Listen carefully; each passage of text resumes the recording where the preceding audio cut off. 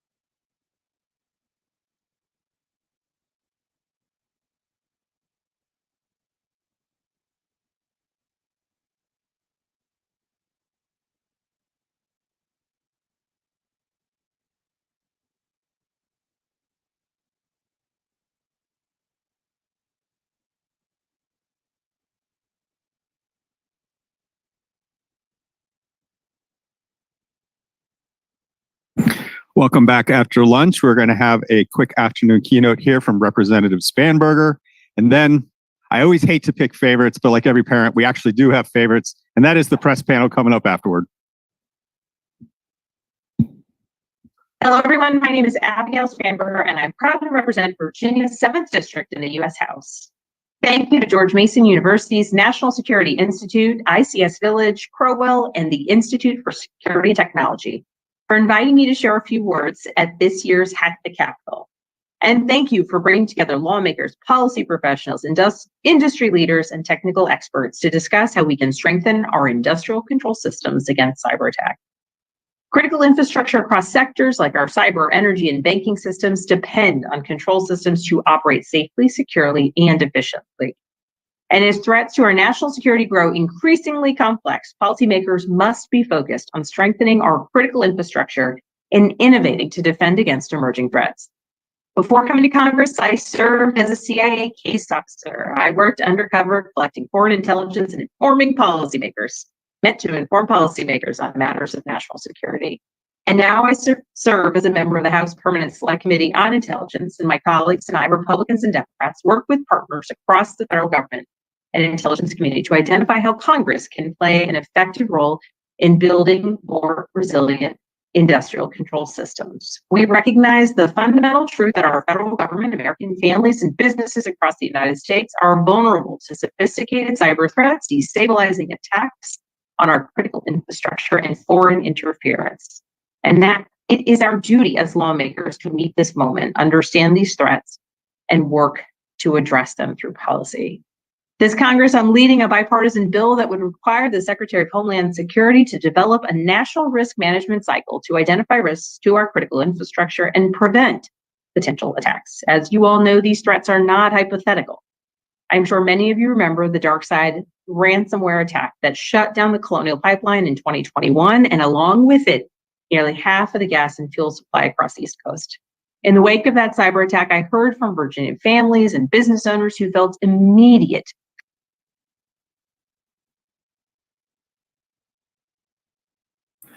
ransomware.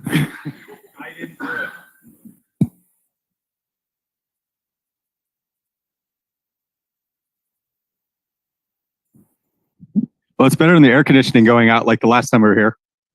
I blame DNS. It's always DNS. Do we have tech support? Yeah, we have a bunch of reporters here. They're no help. families and business owners who felt immediate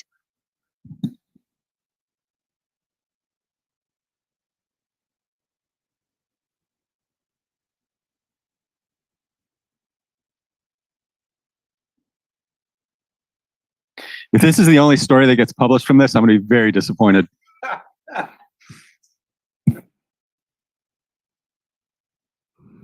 Well, hello, folks. I'm Rob Whitman, and I have the honor.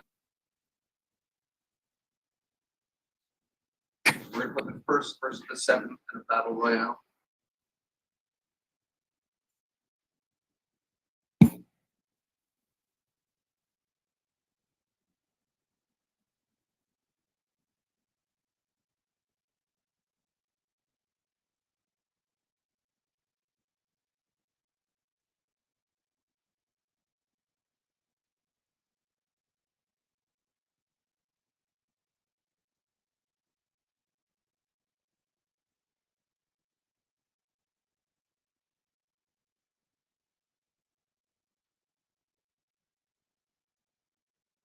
Can we move on to the panel? We'll try this again afterward.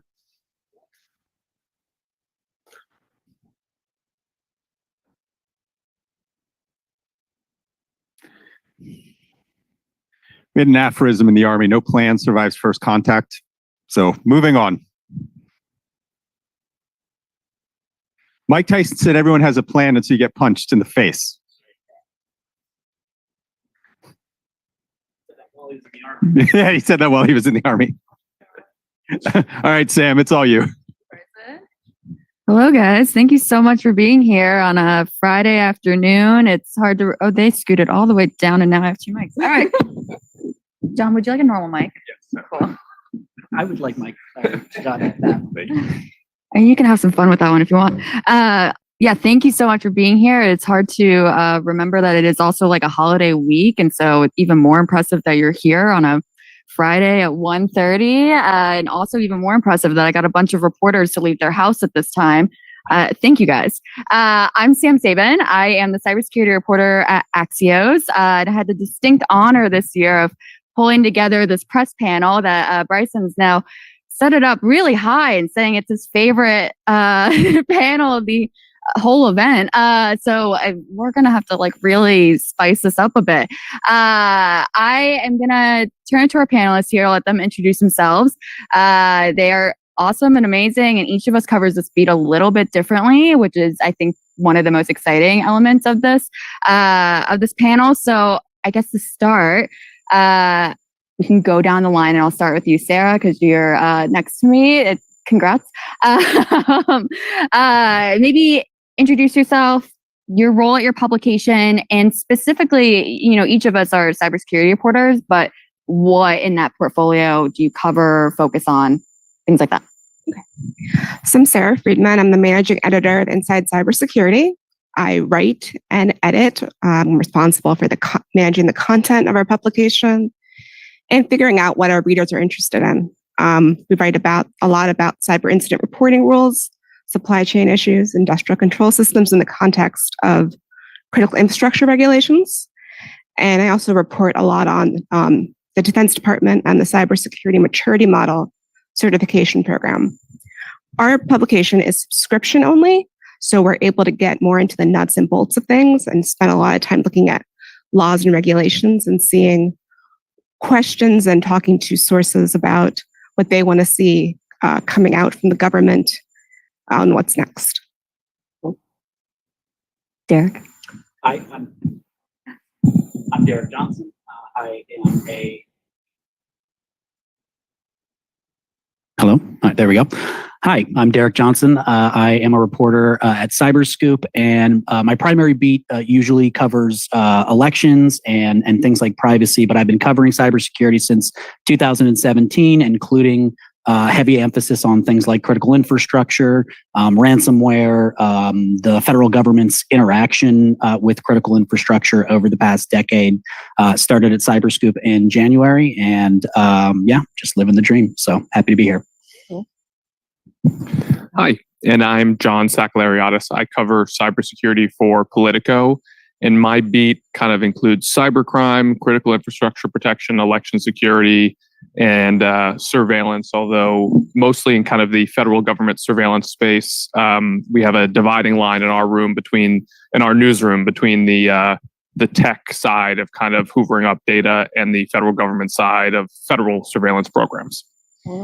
Awesome. And so maybe along those lines, I'm curious to hear from each of you. I think there is like a big mystery that a lot of people who are probably tuning in or in this room have, where they are not entirely sure how a story came to be, why we decided to pursue it, why we didn't choose to talk to them, why we did choose to talk with them, what secrets we're interested in, which ones we're not.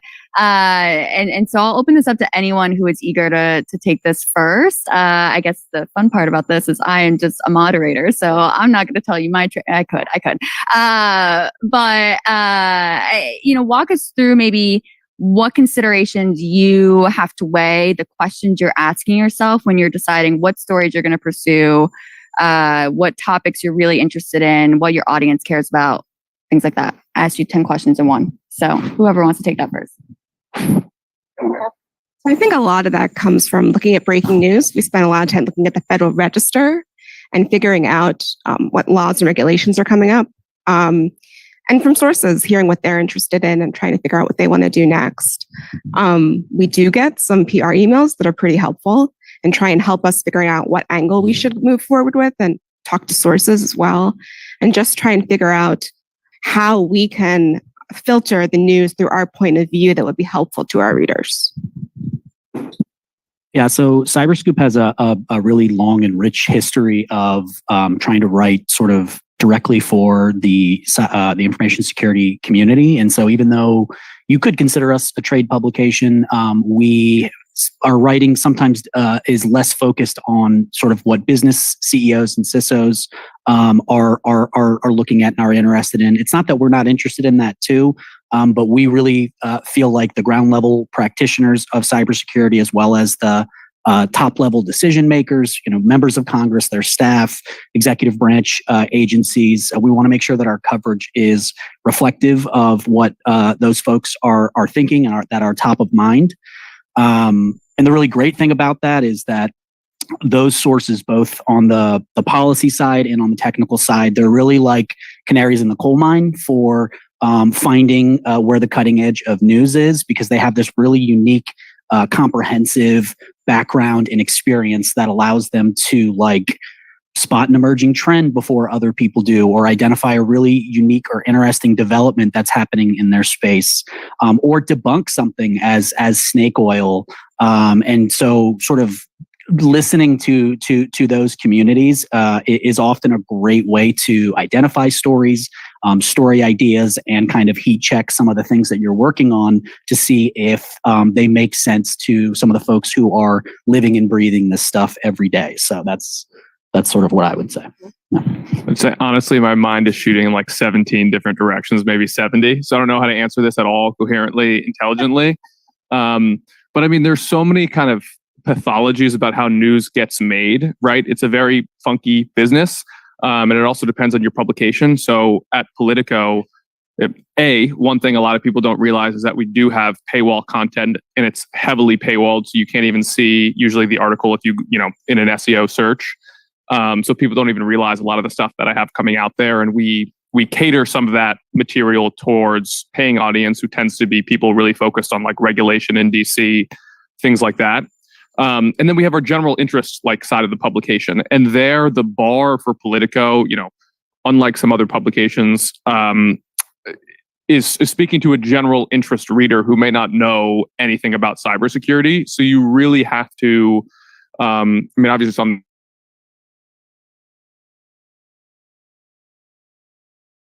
first 4 or 5 paragraphs, so I don't know, my mind could go a billion ways in this discussion, but yeah, I'll stop there. No worries. We will probably get to maybe 500 million ways throughout this conversation. I'm setting a lofty goal for the next 30 minutes. But no, I think that makes so much sense. And I think something that folks it's so hard to understand unless you're in media. It's just the team setup that you're in is also so important, and figuring out what you cover, how you cover it. For me, I'm like a 1-person cybersecurity team over here on a outlet that is so broad in general. It's smart brevity. We write in bullet points. I have to explain why it matters so concisely that if you are pitching me like a very wonky policy thing, my audience might not care. I have readers who email me like every few months going, "Ooh, the dark web. How do I do that? How do I access that?" And I really, I'm not going to let Nancy from Idaho know how to download Tor, but it's like really Cyber 101 for me. And so it's like really runs the gamut here.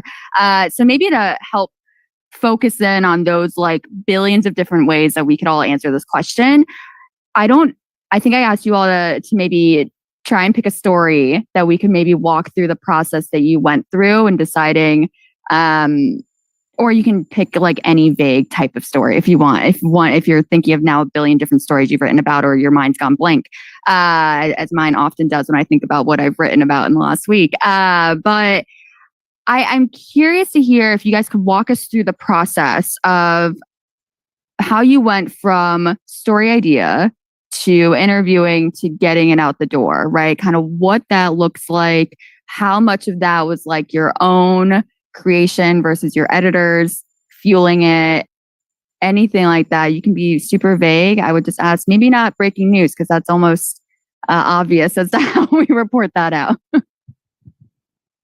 I think from our perspective, it kind of comes along the lines of following what's in the news, but not necessarily needing to report on absolutely everything. When the House bill passed in March on TikTok, we were like, well, this is interesting, but how do we make this applicable to our readers? So I decided to actually wait a few days and see what else popped up.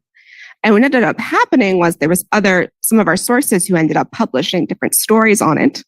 That was pretty helpful to try and get different perspectives and also frame it more in terms of how it falls into national security. So with us, it's more about what's going on with China and what's going on with the FCC taking a number of actions when it comes to national security, and framing it at that point of view. And also framing it in terms of what's going on with port security at the time, and what was going on with Commerce Department with doing action with connected vehicles. So it's putting it in a broader context that makes sense for our readers, and not something that is, or a more specific context, and trying to frame it in a way that can be helpful to our readers versus just getting the news out there immediately. Totally.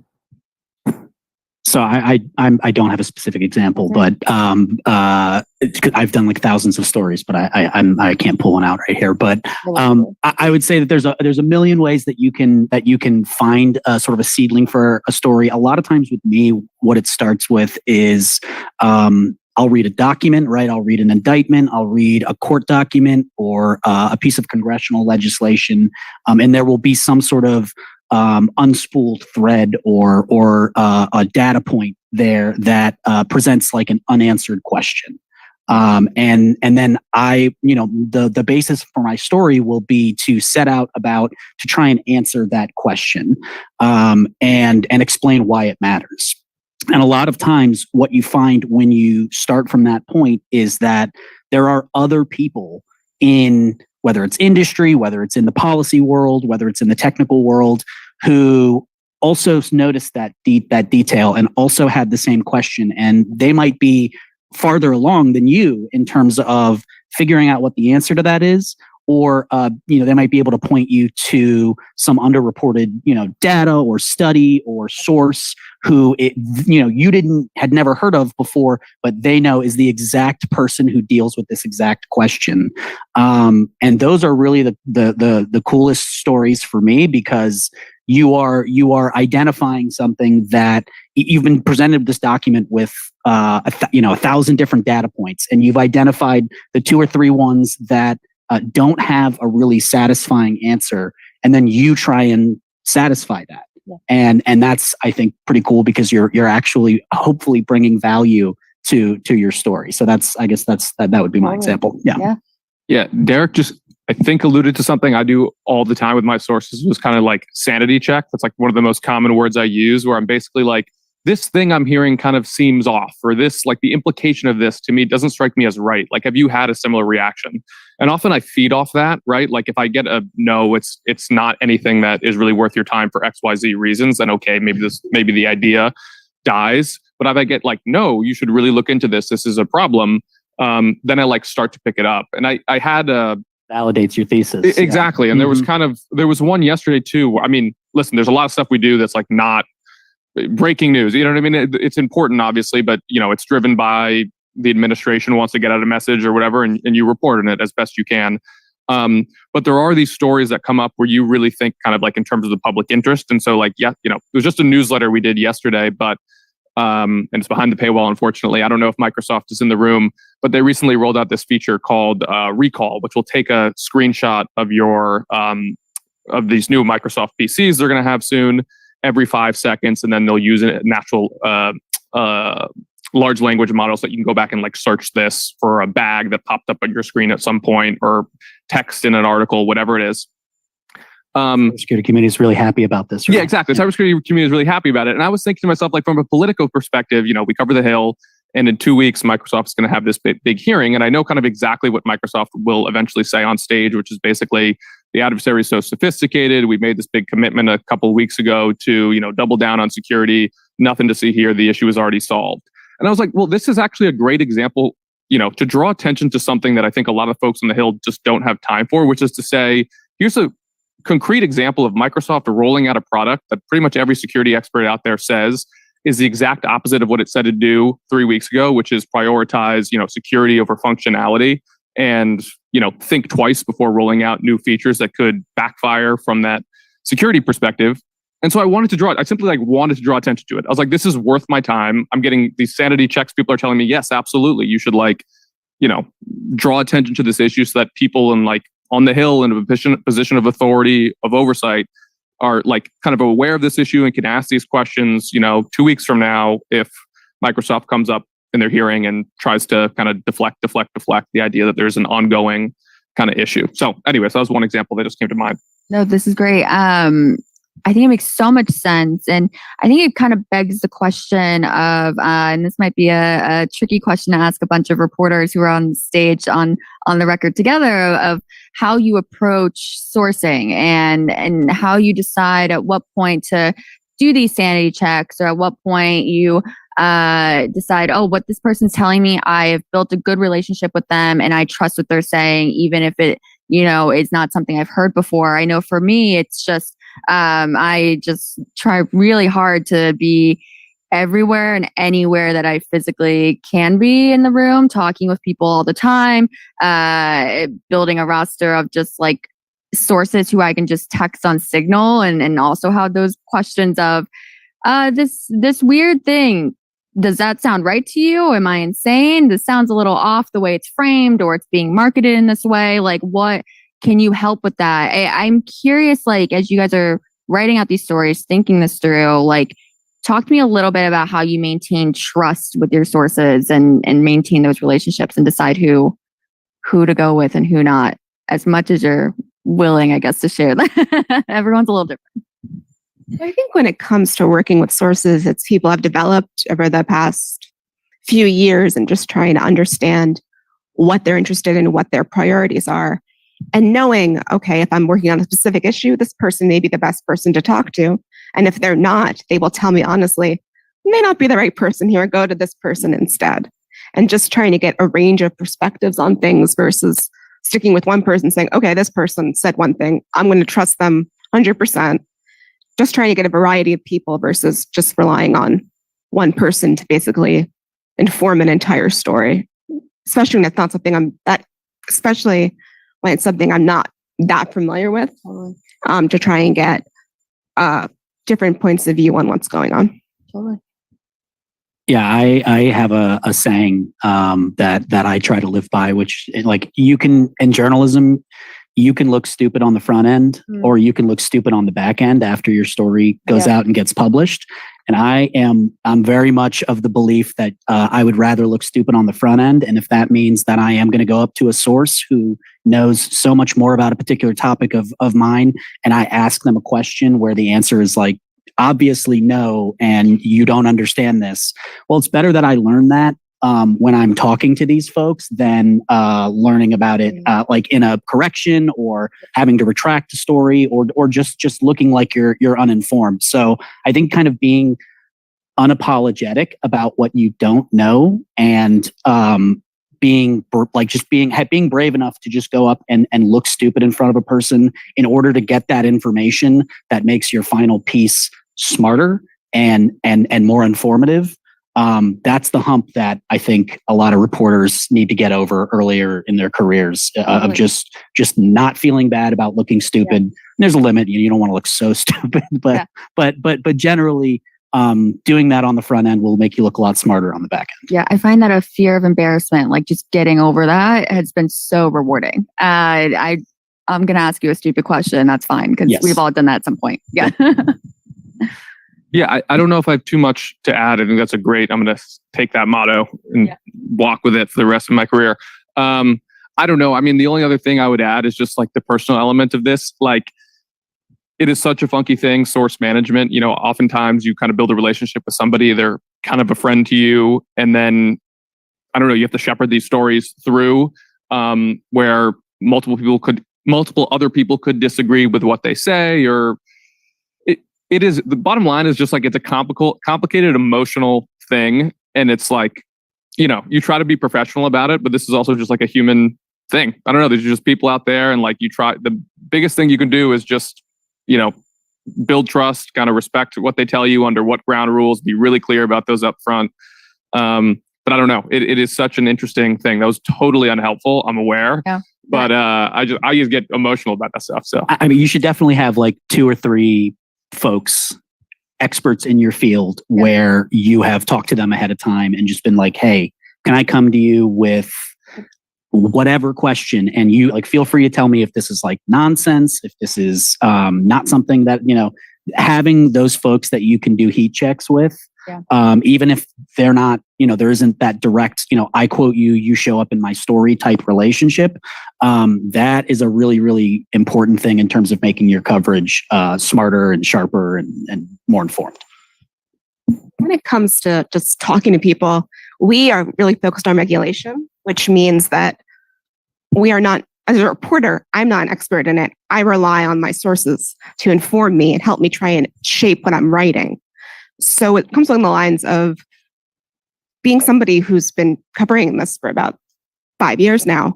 It comes along the lines of, well, I want to talk to people. I have an basic understanding of it, but I also want to talk to my sources so we can really get in the weeds of a specific detail, like when it comes to the CISA incident reporting regulations coming out, and just trying to provide as much information as I can on one aspect of it that people may not be aware of and want to learn more about. Totally. And part of the reason why I asked this question is just to reiterate that reporters are humans, sources are humans. Like, all of this is just as messy as like anything else everyone else is dealing with and with human relationships, right? And I think that maybe each of us can relate to this. I am constantly struggling with the idea of like, part of our problem as cybersecurity reporters is that the public doesn't really understand cybersecurity. There are so many movies where it's like the evil hacker broke in and took down the power grid, and it was so easy to do that. And now people think that's like we can just flip a switch and all of the power in the United States is gone, and that, or all of the water is going to be taken off. I don't know, it's going to be poisoned at once. And that's not how it works. And so I feel like, especially from where I sit with a very general audience, I always have to take a minute to like do more sanity checks than I maybe feel like I need to, or maybe I'm just like, I really have to double check everything just to make sure that I'm not misinforming the public. And that is something that I don't know if a lot of reporters on other beats really have to contend with, because there's at least an understanding that the audience will know, like, oh, how a retail store works, right? Like, oh, grocery stores are closing. Like, we all go to a grocery store.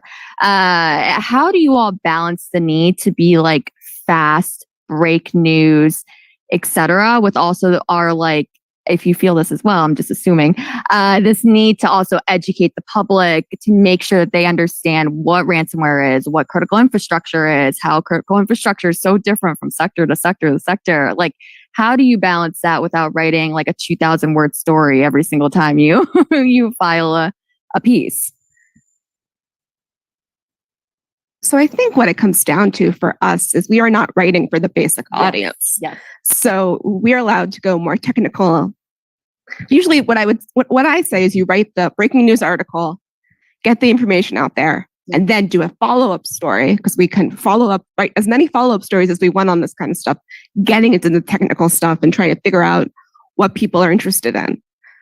I can get multiple stories out of a panel sometimes, just because this is what our readers are interested in and they want to learn more about it. Yeah. But then it's also, we are still trying to get a wider audience when it comes to all of our articles. So it's also figuring out, okay, how can you frame this in a way where it's not just interesting to the people who are very cyber specific, but also interested to a wider audience who may want to learn more and hopefully subscribe to our publication. Wait, Sarah, quick follow-up.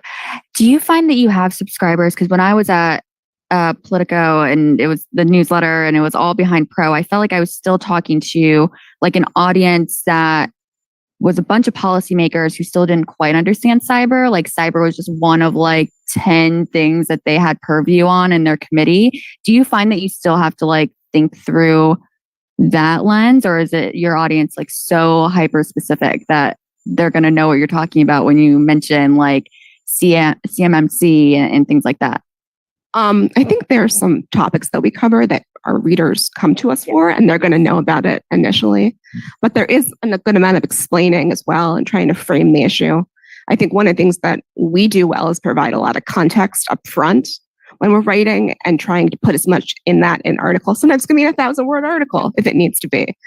We don't necessarily have those restrictions, but it can also be something shorter and be more of an explainer if people need to see that as well.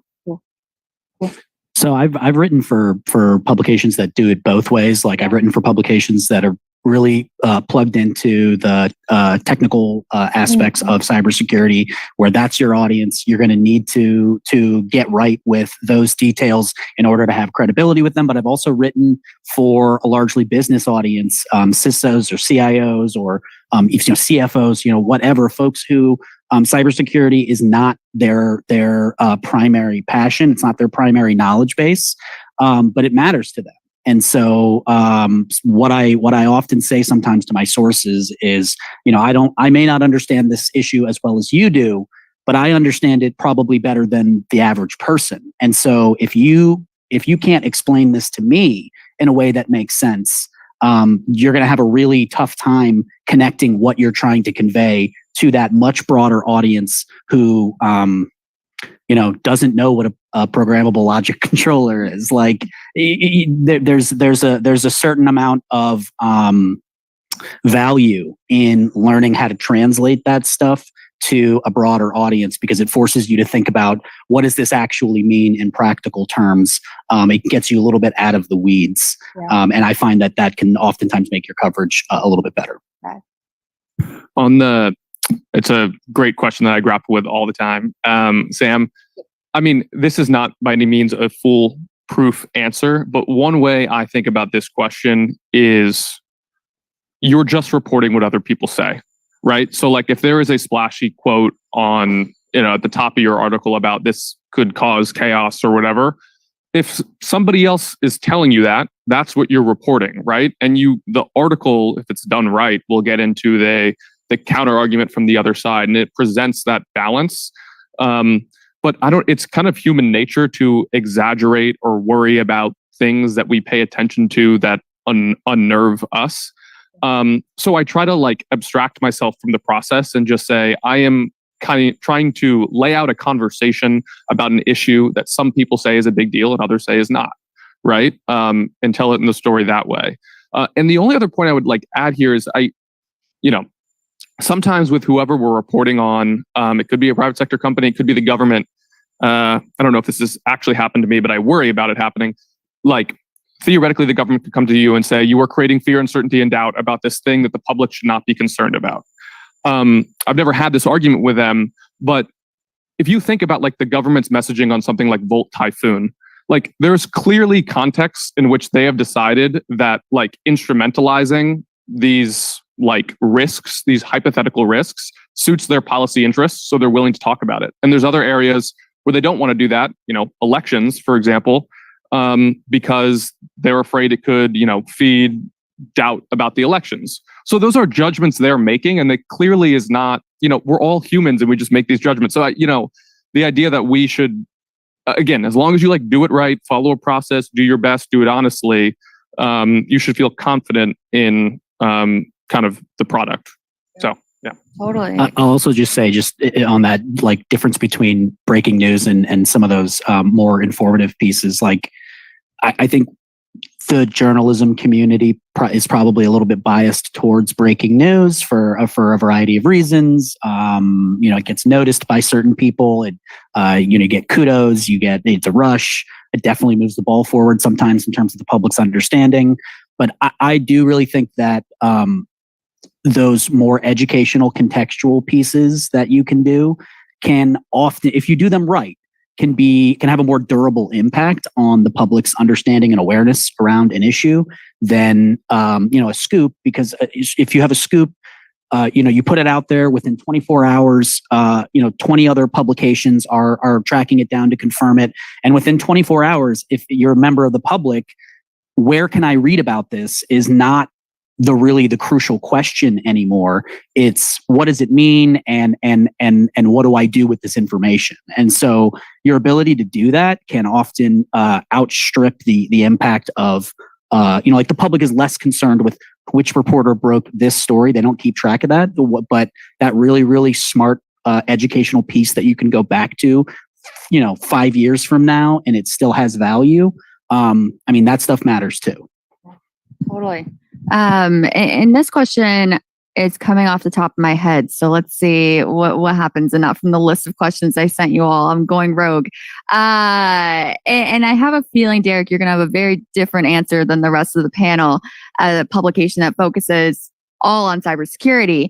But I'm curious for each of you, what has changed maybe in the last couple of years in your newsroom in terms of the education level around cybersecurity on other teams, and even your editors, right? I find that at Axios, I was brought in because Axios did not have a cybersecurity reporter during parts of the SolarWinds fallout and Colonial Pipeline, and they all were scrambling to figure out what this all meant. And now maybe once a week, I'm getting Slack messages from random teammates being like, ransomware is really on the rise. I'm like, it's been on the rise. It's like I have almost become a de facto gut check for other teams or for editors. And I hope the purpose of this panel and the things that you all are learning is just to demystify this process, to understand what we are also dealing with inside of our newsrooms, trying to get stories out. And sometimes why a headline is more sensationalized than you would like. We had a long fight about that headline probably with our editor. And so how has that conversation changed? Understanding that many publications maybe have editors that oversee different types of policy beats or different teams, and they're also kind of learning and leaning on you. What does that look like inside of your publications? So I'm going to sound like I'm pandering to the audience here, but I'm not. To me, sort of the biggest, I think, difference between what journalist and what our audience that we cater to in terms of their knowledge base. The biggest difference between now and say 5 or 6 years ago is really, I think, around critical infrastructure. Yeah. I think particularly since 2016, particularly since Colonial Pipeline and things like that, there has been a broader awareness both inside and outside newsrooms that this stuff matters, that it's different than the way that a lot of IT cybersecurity issues work, and that it connects to these national security and critical functions that, in a way that sort of we haven't really given a lot of thought to up to this point. And I actually think that we are sort of in like what I view as like the golden age of critical infrastructure cybersecurity, just in the sense that you have members of Congress, you have staffers, you have folks within the policy community who knew nothing about cybersecurity problems in the water sector maybe 2 or 3 years ago, and now it's something where the White House is having meetings on it where it's a high level priority, right? You have like the president of the United States uttered the words ransomware on TV. That's just not something that you would expect to get that level of attention at the policy level even 5 years ago. And so I still think there's a lot of work that needs to be done to actually translate that activity and energy into actionable cybersecurity that can improve the cybersecurity of these sectors. But we are certainly in a better place from an awareness perspective today than we have been since I started covering cybersecurity. So I think where it comes from us is we were founded 11 years ago. So we've always focused on cybersecurity. That was around the time that President Obama put out an executive order that led to the NIST cybersecurity framework. The way things have changed is we've had a number of activities since 2016 when elections were classified as critical infrastructure that have heightened the level of interest in government as well, like the creation of the Cybersecurity Infrastructure Security Agency, the Office of the National Cyber Director, and then seeing what incidents have come up over the past few years that have just also, like Derek was saying, was translating this into the consciousness of normal Americans that wouldn't necessarily think about it, like the Colonial Pipeline incident. So when it comes to making an argument for it, we see there's definitely an interest in trying to get more of this out. And frankly, there's other opportunities, like the big buzzword AI, artificial intelligence.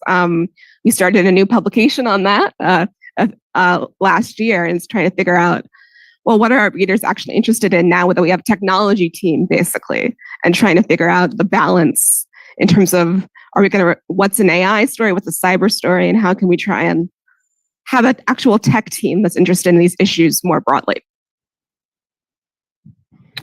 Yeah, I echo everything everybody has said. I think the understanding generally has improved. It's probably not where we would want it to be.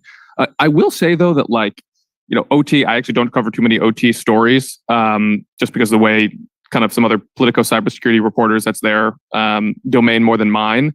But if you think about a lot of the problems we're dealing with, it requires you to have an understanding not just of information security as kind of traditionally understood, but also the systems that increasingly ride on top of it. So I think of the Change Healthcare incident, which I did cover very closely. And I remember in the opening days, kind of talking to sources within hospitals and quickly understanding that this was a really big problem, but then realizing to explain it, I had no idea how healthcare payments work, how complicated that infrastructure is. You know what I mean? So I had to, so beyond the editors, like me, I had to first figure out this totally arcane process outside my technical area of coverage, then convey it to my editors, and then kind of justify and get out the story. But that was a difficult process. And, as cybersecurity gets in, or as IT gets embedded into all these other systems, presumptively, if I'm going to cover, a hack at a pipeline that is an OT hack, I would need to know how the hell the pipeline works, right? So anyways. Yeah, cool. And then I should have mentioned this earlier, but if anyone has audience questions, feel free to raise your hand at any point. We have maybe 10 to 15 minutes till they boot us out and drag us off the stage. So feel free if anyone has one. Yeah, I think I maybe just one last question to close it out.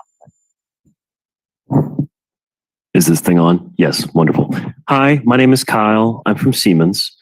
So two-part question. One, is it possible to write an article that mentions Siemens without saying Stuxnet?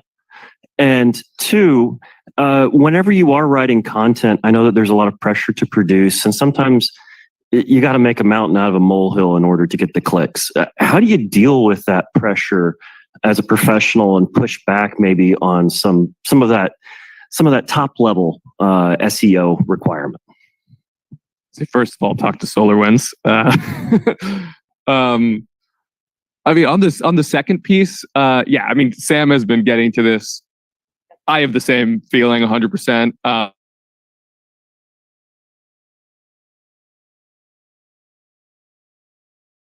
Is, have a sense of integrity, fish rots at the head, never give up. If you feel like it's inaccurate or whatever, don't publish it. The reality is that these things are in a gray area where you're picking battles within a bureaucracy with somebody who's judging your performance. And, the line between this hack is a major issue versus is an issue, nobody's going to read that sentence. You're like, this is not really worth me dying on this hill. So we're going with major issue. You know what I mean? That's a bastardized version of what it is, but it is very hard. We do think about it constantly. It often makes me not sleep as well the morning before a story comes out. But we do our best. I don't know. I try to get better at managing up. I'm sure there's more work to do on that front. Yeah. So I think it probably goes back to, the discussion we had a little bit earlier about making sure that you have good, credible folks that you can tap to get heat checks for some of these things. That's why it's important, because you will find no shortage of pressures that are pushing you in the direction of sensationalism, right? And so I had to encounter this, recently I was writing about an influence operation from Russia that was targeting elections in the United States and Europe. A lot of strong pressure to present this as a big thing. Otherwise, why are you writing about it? But when you actually engaged with the ground level evidence that was being compiled by these researchers, the conclusion that we came to is that, hey, this stuff wasn't really effective. At least by the measurements that we have at our disposal, this wasn't the big scary thing. It's a lot of effort, but not a lot of impact. And so, to me, I try to be intellectually honest when that happens. And if it results in your editor being like, why did we write this story? If you're telling me that, it's not that big of a deal, you're like, hey, I followed the evidence where it led and that's what it was. And, ultimately that may not get you the most clicks today, but it'll keep you from looking silly, next week, or you keep you from getting put on blast on social or something like that for being overly sensationalistic. So I think just trying to approach it honestly, and then also just realizing that some people are going to think that story X is a big deal, and some people are going to think that it's not, and that it's standard. And really, your job should be more about capturing the nuances of both of those arguments and using the best parts of them, rather than you trying to adjudicate it as the reporter and saying, this is a big deal or this is not a big deal. Oftentimes it's not. There isn't a black and white answer for that. I also think we're not actually trying to sensationalize most things. That's not our goal. I do believe there's a need to be more comprehensive. If a lawmaker who's pretty important is saying something that may be controversial, it could be worth reporting that if you have the proper context for it, just to make sure we have a full range of views for our readers. And I think when it comes to trying to realizing, yes, this may be something we need to cover in our way, well, I may not do a day 1 story on it. I may do a day 3 or day 4 story on it, because then I can provide the context that our readers need and be able to communicate in terms of the lens of what our audience would actually want to see. Yeah, a lot of times if you're feeling conflicted about how many alarm emojis to put around the headline, that's usually a good sign that like maybe this is a day 2 or a day 3 story where you can be a little bit more thoughtful. I feel personally attacked with the emoji mention, given my publication loves emojis, and I personally also love emojis. I think the only other thing I would personally add, so I have the benefit at Axios, for those who don't know, we write in bullet points, we write in like bold type. The second paragraph has to be why it matters, colon, and here's what it is. We have the luxury with that style of going very high level and just explaining that. And so, I think similar to Sarah, have been trying really hard to, if I feel like confusion in myself and I start writing a story and then I don't know what the heck I'm even writing about, and I feel like I'm sensationalizing left and right because like I didn't do due diligence or because there's so much confusion or we don't know enough about an incident yet, then I kind of just start writing about that confusion, right? And kind of letting people know that actually there are a lot of questions we don't have answered. Part of my issue is I have a twice weekly newsletter. So sometimes I have to publish Tuesday and I got to publish Friday. So sometimes I can't wait till Wednesday if the story's still unfolding and it's a big conversation starter. A good example, not to toot my own horn too hard, but it's the ongoing Ticketmaster stuff that seems to be happening right now. It is a lot of mainstream publications very much relying on like dark web forums that a lot of the bylines on this are not true to form cybersecurity reporters. They've just seen a post on Twitter that with this big scary number, and all of us in this room know that malicious hackers love to chest puff and act bigger than they are. And there's not a lot of validity around what that data breach looks like. Ticketmaster hasn't said anything. They probably should. It's like a lot of circulating confusion and just a lot of misinformation that's spiraling. And so that's what I tried to write about today. But I think the sensationalization sometimes even just happens on like the audience team. Like they're looking at SEO, they're beefing stuff up. Each publication's a little different. I have the luxury that they ask me before they do that and I tell them no and people listen, and that's really nice, but that's very rare. So yeah, it's a huge issue. Yeah. I'll just, since I'm just like throwing out bromides left and right, Sure. I'll throw one. So a saying that I really don't like in reporting is that any headline that ends in a question can be answered by saying no. I actually don't think that's true. And I don't think when you look at, there are some stories where you can arrive at the final conclusive answer for something. Most stories are not like that. Most stories are about raising questions, are about exploring them, and they don't necessarily end in this satisfying or definitive way where the reader can say, okay, this is what the answer is to this. A lot of times there is value in highlighting the debate and highlighting the tension and the disagreement that happens in life and for a lot of these stories.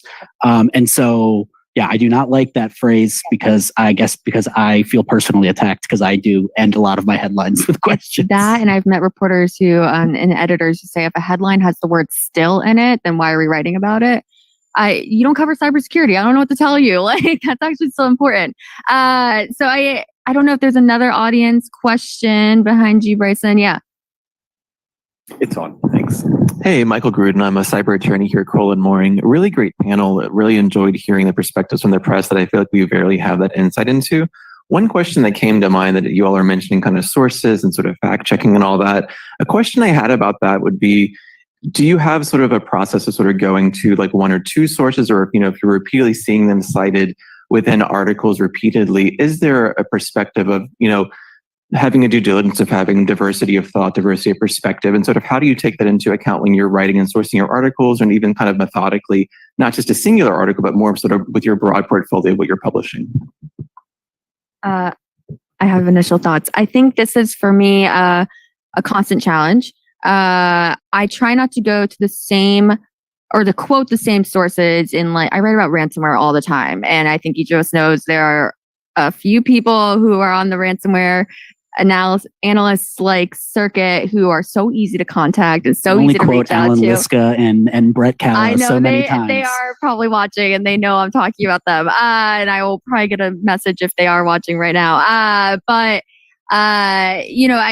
try really hard. I think this is where, for me, PR agencies are actually super helpful. I know it's rare here I am on Friday, May 31st, saying that PR agencies are helpful, and I'm going to be flooded soon with more pitches. But this is where it's super helpful, because if I recognize, oh, I'm only quoting, and for me, like, maybe it's just like I've just quoted the same two people left and right, or, oh, I'm just quoting like male executives or like white men in every story, then like I can go to relationships that I have with various PR folks and go, hey, I'm really looking to diversify. I'm looking for different types of thoughts. Like, do you have someone who you have been trying to get in front of me who like I just missed it in the sea of emails or something? So it is a constant thought. It can be really hard if you are like just on a grind and things just keep happening. But it's something that I'm constantly trying to think about and do a little bit better with. But I don't know if you guys have better tips than me, other than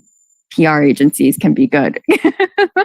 I mean, so I'll answer that question in two ways in terms of like trying to find a diversity of sources. So like, number one, if I and John and Sarah and Sam, if we're all quoting like the same person in a story on the same subject, like at a certain point you have to step back and ask yourself, how much more value are you bringing with your story? Like, are you just filing copy to do the thing that everyone else is doing? If you are trying to have your story be distinct or unique, then it probably would behoove you to find sources. And there, like for any subject under the sun, there's no subject where there's only one person who knows about it. So it's just a matter of how much effort you want to put into it. The second way that I'll answer that is that something that I found in my career is that if you just take the path of least resistance with your source cultivation and engaging with PR folks or whatever, more than 9 times out of 10, like 9.5 times out of 10, you will get served up a white male, like, middle-aged white male, like to talk to you, which like there's nothing wrong with middle-aged white males, but there are other people. It's an issue in cybersecurity. And so you actually have to put, unfortunately, a lot more work in to make sure that you are getting different kinds of people from different backgrounds in your story. Like, you have to make an effort for that in the way that you don't have to make an effort for a lot of other for a lot of other cases. And so I will make it a point, like if I'm writing a big story, and it's like I'm looking and everyone that I've talked to looks the same, like that's sort of a signal to me that that I need to do a little bit more legwork in terms of finding people. And I'll even tell PR people, I'll be like, do you have someone do you have a woman? Do you have someone who's not just this same archetype? And a lot of times you will get it, but you have to go out and actually look for it. And I think both of those things will get you away from talking to the same dozen people that every other reporter is talking to for a particular story. Those will both help the diversity of your stories. We appreciate you amplifying the diversity of I'm going to ask you guys one last question to close it out before Bryson's giving me the eyes that we were running over. What advice do you guys have for sources, especially those who are not used to talking to the press, who are eager to talk to us, who want to reach out to you? What advice do you have for them before they even text you on Signal, send you that email? What do you want people to know? For me, it's like, don't be afraid to ask questions. If I ask if it can be on the record and you're like, what does on the record mean? Like, I'll tell you, like, I'll break it down for you. Just don't be intimidated by me. I'm just a girl. You don't have to be scared of me. I'm just a girl sitting on the stage with a microphone. I think it can be useful sometimes knowing your audience and learning more about what our publication is focused on before you just cold call. I think that comes more with PR firms where it's kind of like, I have the most blanket pitch ever. Are you interested? Most of the time, probably not. But when it comes to sources who want to reach out, always interested in getting more diversity of perspectives, but it's more along the lines of what can serve the story versus am I getting what can serve the story versus how many people I may get quoted in an article. Yeah, I mean, I would say, so for like on the PR side, I think it's really tragic because PR folks actually have this really great resource, which is this roster of folks who can definitely add value or expertise or insights or background that can be helpful to your story. But they don't do a lot. So many PR folks don't do a good job of putting themselves in the headspace of a reporter and what they're looking for. And like what I always tell PR folks is when they come to me with a pitch is, you know, or they'll ask me, you know, how do you like to be pitched, or how should I do this? And what I always tell them is, you know, ironically, you have to really discard like the business interest for why you're reaching out in the first place, which is you're promoting your client. Well, I don't really care about promoting your client. I care about finding something that's going to add some value to my story. And so a lot of times you will get pitches from PR folks where it's like the thinnest veneer of news value as cover for their real objective, which is like plain as day, which is just promoting their client. And so I would advise them not to do that. Like, just like look at your pitch folder and go through the list and ask yourself, if I weren't being paid, like if I just saw this reporter, would I tell them, would I give them this tip? Would I tell them about this? If it weren't part of my job? And if the answer is yes, that pitch is probably going to get traction with reporters. If you're stumped, or if you can't think of an answer beyond because I'm paid to do it, then like you're not going to have a lot of success with that. Not sure if I have a good answer. Ooh. No, I mean, I have a lot of thoughts, but they're going in too many different directions, and people, you know, we have a minute left, so Just I may pass. message John. Yes. And maybe he'll respond, or maybe he'll be so scattered that one day he'll get back to you. No, he'll get back to you probably. I can't make promises. I'm not in John's head. But cool. Well, I think that was everything. Thank you guys so much for sticking around and for having us. Thanks. I love your bonus last thing. I don't know. It's something that not enough people tell reporters. Very. To catch what Dr. Alan Friedman said there for everybody who's watching from home, saying I don't know is a perfectly acceptable answer to the press and everything else in life. We're going to try Representative Spanberger's keynote one more time. Hopefully technical difficulties and ransomware do not pervade. And then we'll be back at 3:30 for the venture capital panel. I see one of them in the audience. You can tell by the blue blazer. This is a linen blazer. That is a blue blazer. We are not the same.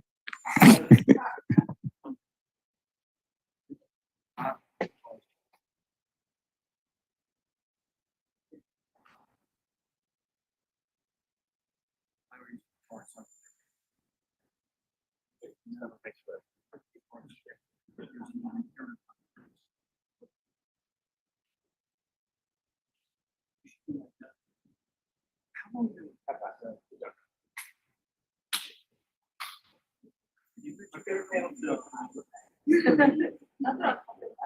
guys would get the cane.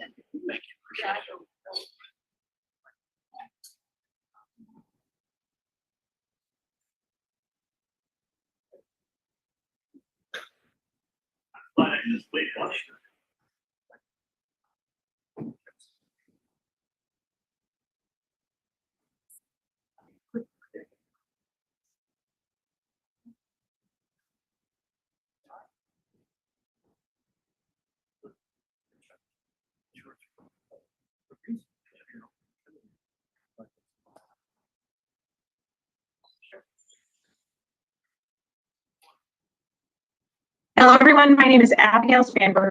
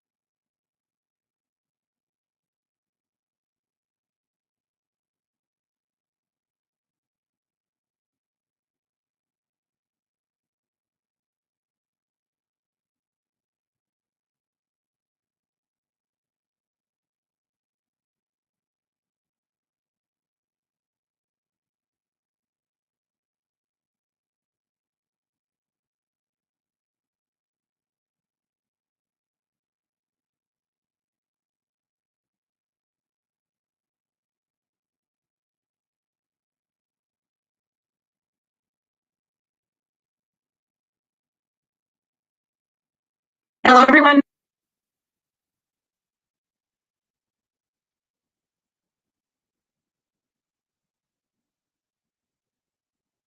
My name is Abigail Spanberger, and I'm proud to represent Virginia's 7th District in the U.S. House.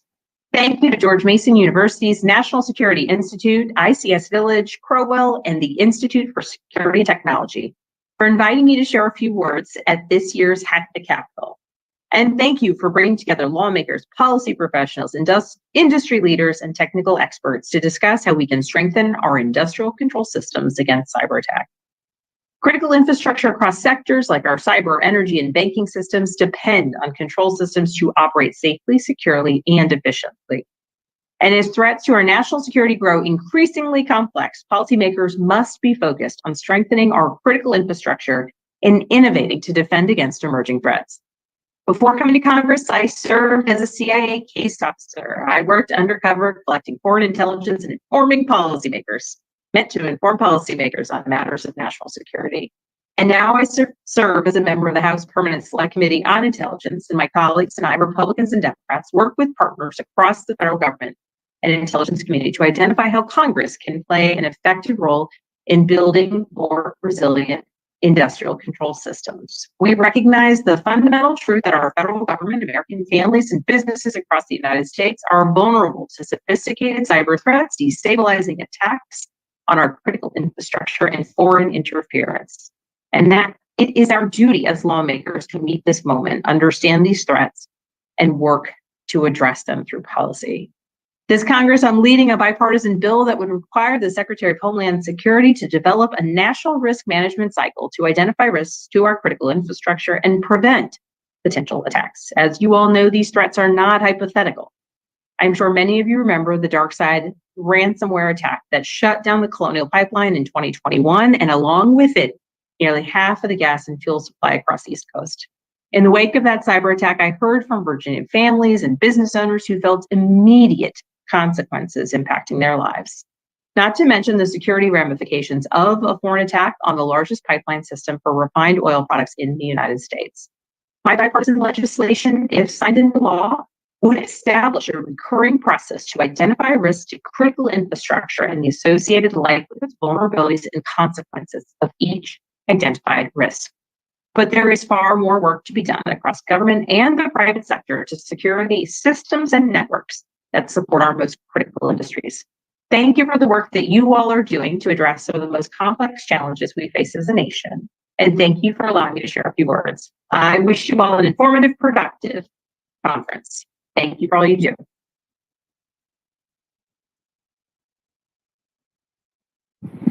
The last panel of Hack the Capitol is the venture capital panel. There are two parts to a threat: intent and capability. Without money, we can't have capability. And so this has been one of the recurring panels because a lot of the time, most of the conference we're talking about the solutions. Well, this is how we create the ecosystem for those solutions to come to bear. And I'm excited because this is a very diverse panel this year in terms of the different kinds of thinking that are being brought to it than just the usual financial view. So Pete, look forward to what you got. Thanks, Bryson. Welcome to the final panel of Hack the Capitol 2024. So thanks to everyone for their efforts to get to this point. My name is Pete Cooper, and I'm going to be leading the conversation with a panel that has a fantastic set of diverse perspectives across all of this. And I'll invite the panel to come up now, and then I'll introduce you as we go on. And then while you're all sitting down and getting yourself warmed up. So as way of intro and why I'm really interested in this as a challenge. So I work on a range of different topics and challenges ranging from operational defense of critical infrastructure through to helping build cyber companies that can defend them, working with VCs and getting funding to the companies that will actually then be able to make a difference. And then also working across government and being ex-government on finding the policies and the strategies that will help draw that together in a fantastic ecosystem. All of the recent announcements, and as you've just heard as well, are showing that the US government, Five Eyes countries, and all of the other infrastructure capabilities are getting very, very concerned about the state threats. We've heard about this for the last couple of days. And to give some of that flavor of what those CNI operators are facing, taking some quotes from some of the recent announcements that we've seen over the last few months about what we're seeing and the reality in some of those CNI networks. Threat actors conducting a long-term effort to understand the target organization and their environment, not consistent with traditional cyber espionage or intelligence gathering.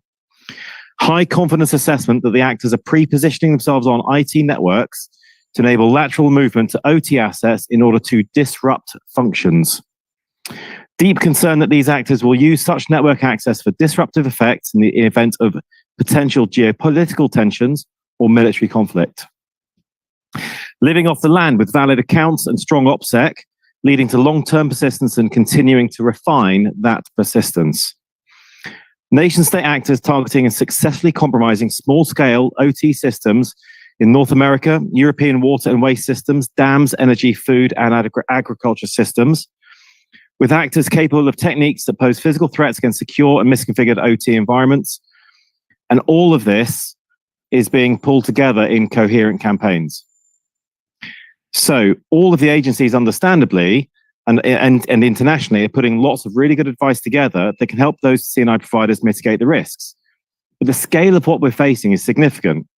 So we're going to need a significant and collaborative effort from everybody involved, and we'll talk about what everybody means in a second, to make sure that the right cybersecurity capabilities and capacity is applied in the right way.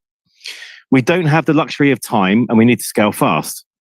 And to do this isn't just a cyber and technical issue, it's getting that capacity in the right cyber companies with the right capabilities into the right operators to do the right thing. So this also needs investment, and that is where we need that partnership with the VC sector and the industry, as well as government, as well as these the cyber companies. So how do the founders, the builders, the defenders, government, VC all work together for that common good to quickly start building, scaling, and mitigating at risk for those of our most critical of services? So no matter where you are in the ecosystem, there is something here for you in this conversation with the panel that we've got here, which are fantastic. So to discuss this panel, we've got everybody stretching from government to CNI and VC. So firstly, I've got Anjana Rajan, who is the Assistant National Cyber Director for Technology Security at the White House. We've got Justin Label, who's CEO at Inner Loop Capital, and Dr. Emma Stewart, who is the Chief Power Grid Scientist at Idaho National Labs. And I'll let them make quick introductions about themselves and their background, and then we'll go on to the questions. And we'll talk through the panel with the plan that we have, although from the conversations we've had so far, we've stuck to it, I think, a few times. And then there'll be an opportunity for questions afterwards. So over to the panel first for introductions. Hi, everyone. My name is Anjana Rajan. By way of introduction, I'm a cryptographer and engineer that came from Silicon Valley. Started my career working at Palantir, then started to build a venture-backed startup, and then moved to DC to become the CTO of a NGO that was running critical infrastructure, and then joined the administration 2 years ago. So really excited to be here. Thanks for having me. Here we go. Hi, I'm Emma Stewart. I'm from Idaho National Labs. At heart, I'm a core power systems engineer who's happened to fall backwards into cybersecurity over the last 10 years. I've worked in all sorts of spaces to do with power systems, everything from climbing poles and stringing wires up to now working more on the sort of industrial control systems and cyber aspects of that as well. That includes probably 4 national labs, which might be one of the reasons I'm on a panel about this type of thing, because how do we get innovation out of the labs and into the field is one component of all of this. So. Good afternoon. Justin Label. I run Inner Loop Capital, a small early stage venture capital firm up in Baltimore. I've been working in venture capital since 1999 and investing in cybersecurity companies since about 2001. So my background will be largely in funding early stage companies and innovation from wherever they come, including places like the labs. Thanks for putting us together today, Pete. So you see, we've got a really, really good diverse panel. Not just, Anjana is a great example of people who have been in the private sector and then joining government, because that crossover of experience is really, really key for all of this. But Anjana, I'm going to come to you first and just open. So in the opening, I talked about some of the challenges and the reality of those threat actors that we're seeing on the networks and the efforts they're putting in. What's the sort of concerns that you're seeing from the government perspective against the risk to CNI on both the threat actors and their intent? So I think for me, this threat is best exemplified when we look back 2 years ago, February 24th, 2022, when the full-scale invasion of Ukraine began. Because from a cybersecurity perspective, what we think about is the fact that conflict began with a cyber attack on an American commercial satellite company. And what this means is that the arena or the battlefield is not cleanly defined, and that our adversaries are going to find whatever is adding value to our society and use that as the place that they want to take advantage of. And so I think what that means from a cybersecurity perspective is that everything has to be secure. Everything has to be prepared for kind of a dual use scenario, because we don't have the rules of engagement are quite different in cyberspace than any other battle domain. And so I think what this means in terms of how we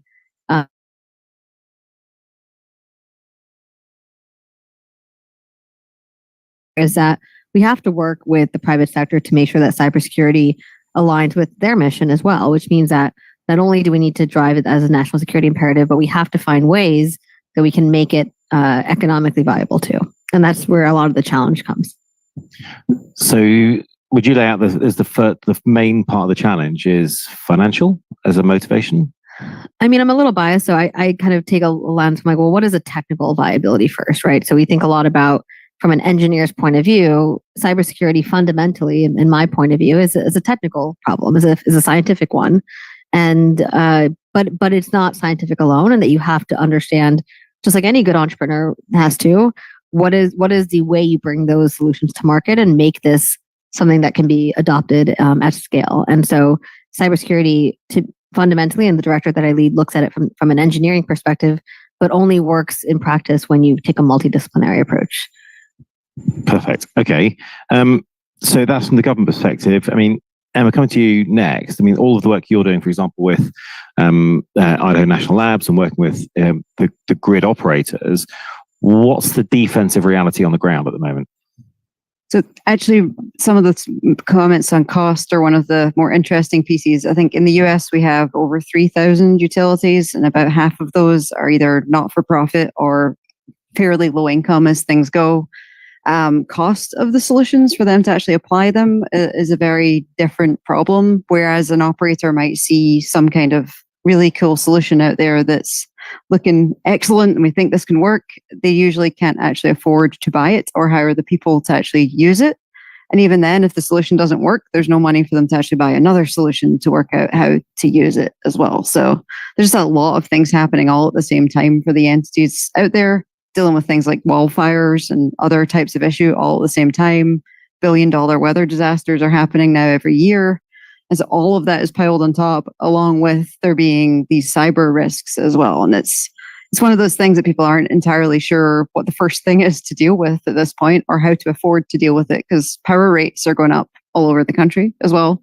If people live in California, some of the rates there are the most expensive now that have ever existed. Can they also afford to put more things in place using that money? Probably not, because it's just the customers that end up paying as well. So it's kind of we're in a sort of catch-22 scenario just now with how much things cost versus how to actually defend the system as well. And on that, if you've got lots of small operators, I'm guessing if there's a disruption, the blast radius is smaller, but from a managing complexity at scale, and they're all looking at the same challenges through a very small lens. If all of them were isolated, that would be true. But the utilities are all somewhat connected to each other. Say a big electric utility that's a generation and transmission entity, they actually need the small utilities to be there to operate. They need the load. They need those PCs to be there to balance the system. So whereas their small entity might be a small impact, when it impacts the rest of the system, as if 4 of them are gone, then they can't actually operate the rest of the system as well. So they're all connected together. I think one good example I had was the baby food shortage that happened a couple of years ago. That was sort of mass panic that we had no baby formula in the country. To actually serve that baby food factory, it went through an electric co-op, a muni, and an IOU, so the 3 types of utility. 3 different electric utilities were needed to serve that factory. So if any one of them were gone, they were hosed. That was a water problem, not a power problem, but same thing applies there. And a lot of the conversation you just had there was talking about the challenges they're facing on cost, and also on the cyber side of it, it's almost a direct pass-through cost into the customer for them to do more cyber resilience and additional efforts. So how are they prioritizing costs against that sort of thing? So they've got the challenges of really legacy hardware and software that they've got to balance. How do they prioritize that? Everybody has cost targets, but how are they doing that? Right now, the things that are happening right in front of them are the things they have to prioritize. So I mentioned wildfires and other massive disasters. They have to deal with those first. That's the thing that's keeping the lights on right now and every day. Prioritizing on a cybersecurity perspective, again, giving people things like the most basic list possible that they could do that doesn't cost a fortune, it would be helpful. There are basics that people can do that don't cost, $1 million. But even getting people to that point takes a lot of work and a lot of training, and just even having people is a problem. One of the big things I've seen people do recently, which is great, is start to prioritize hiring people that are actually qualified to do those jobs and not just training the janitor to also be the cybersecurity person. Janitors are great, don't get me wrong, but them also being the cyber person at the same time is not always the greatest idea. So they're prioritizing people now, which is good. So just selling them cybersecurity product and then crack on isn't necessarily the best thing you've seen. We actually tried this there was a very large initiative 2 years ago. Time is weird right now. It was 100 days to improve ICS security in the country for electric utilities. And one of the bigger problems we had during that initiative was people saying, we have no people to actually deploy this anyway. So why would we deploy something that nobody can look at anyway? So they might have monitoring on their data, but if no one is actually tracking it or can do anything about it, it's just a point or dot on the screen for someone that doesn't have time.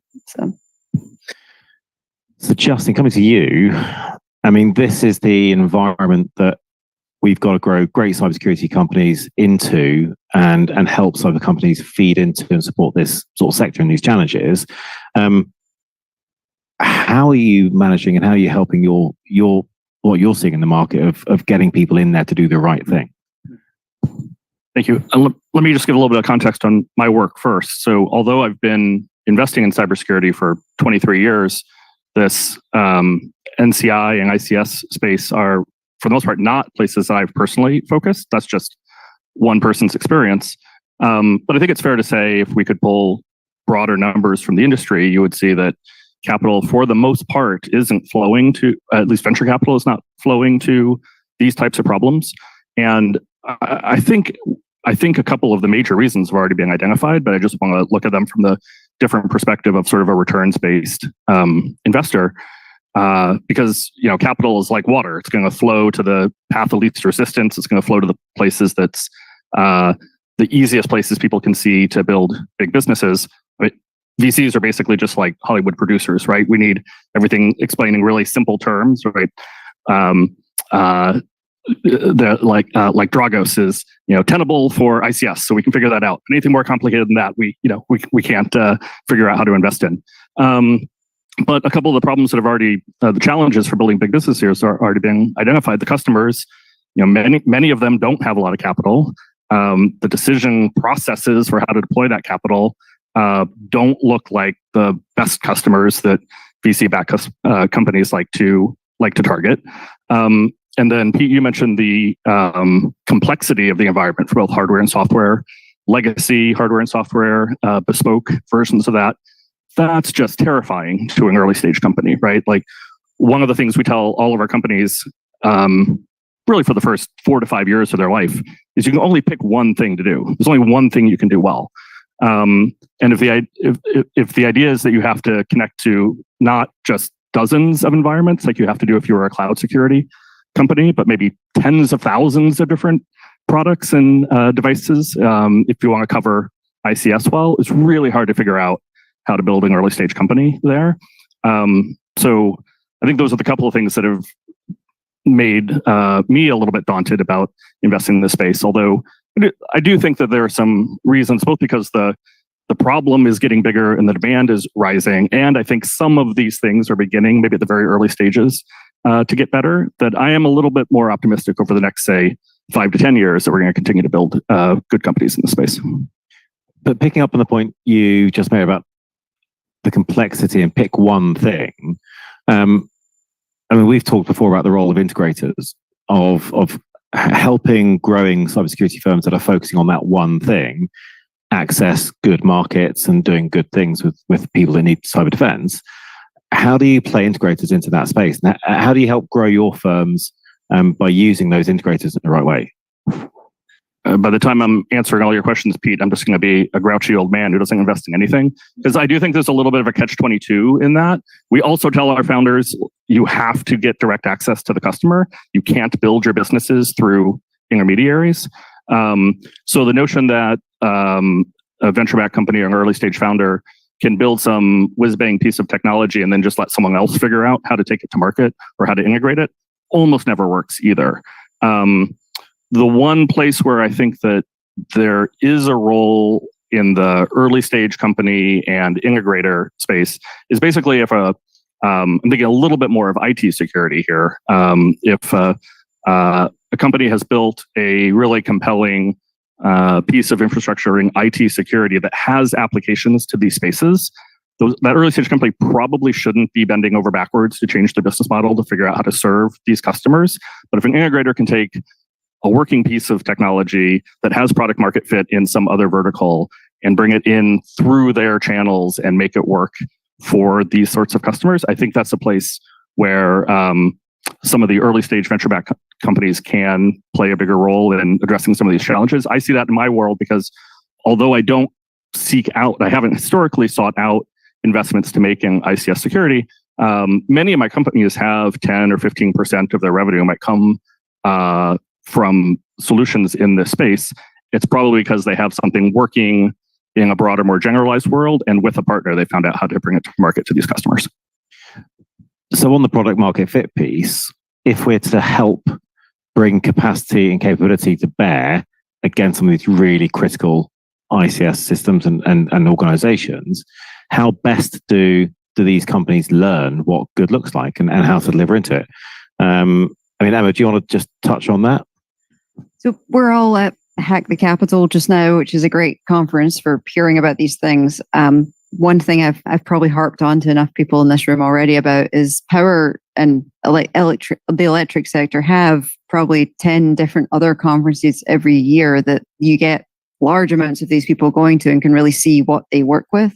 One example I go to every year is Distributech. It's a large distribution conference every year that I think 10,000 people go or something around that.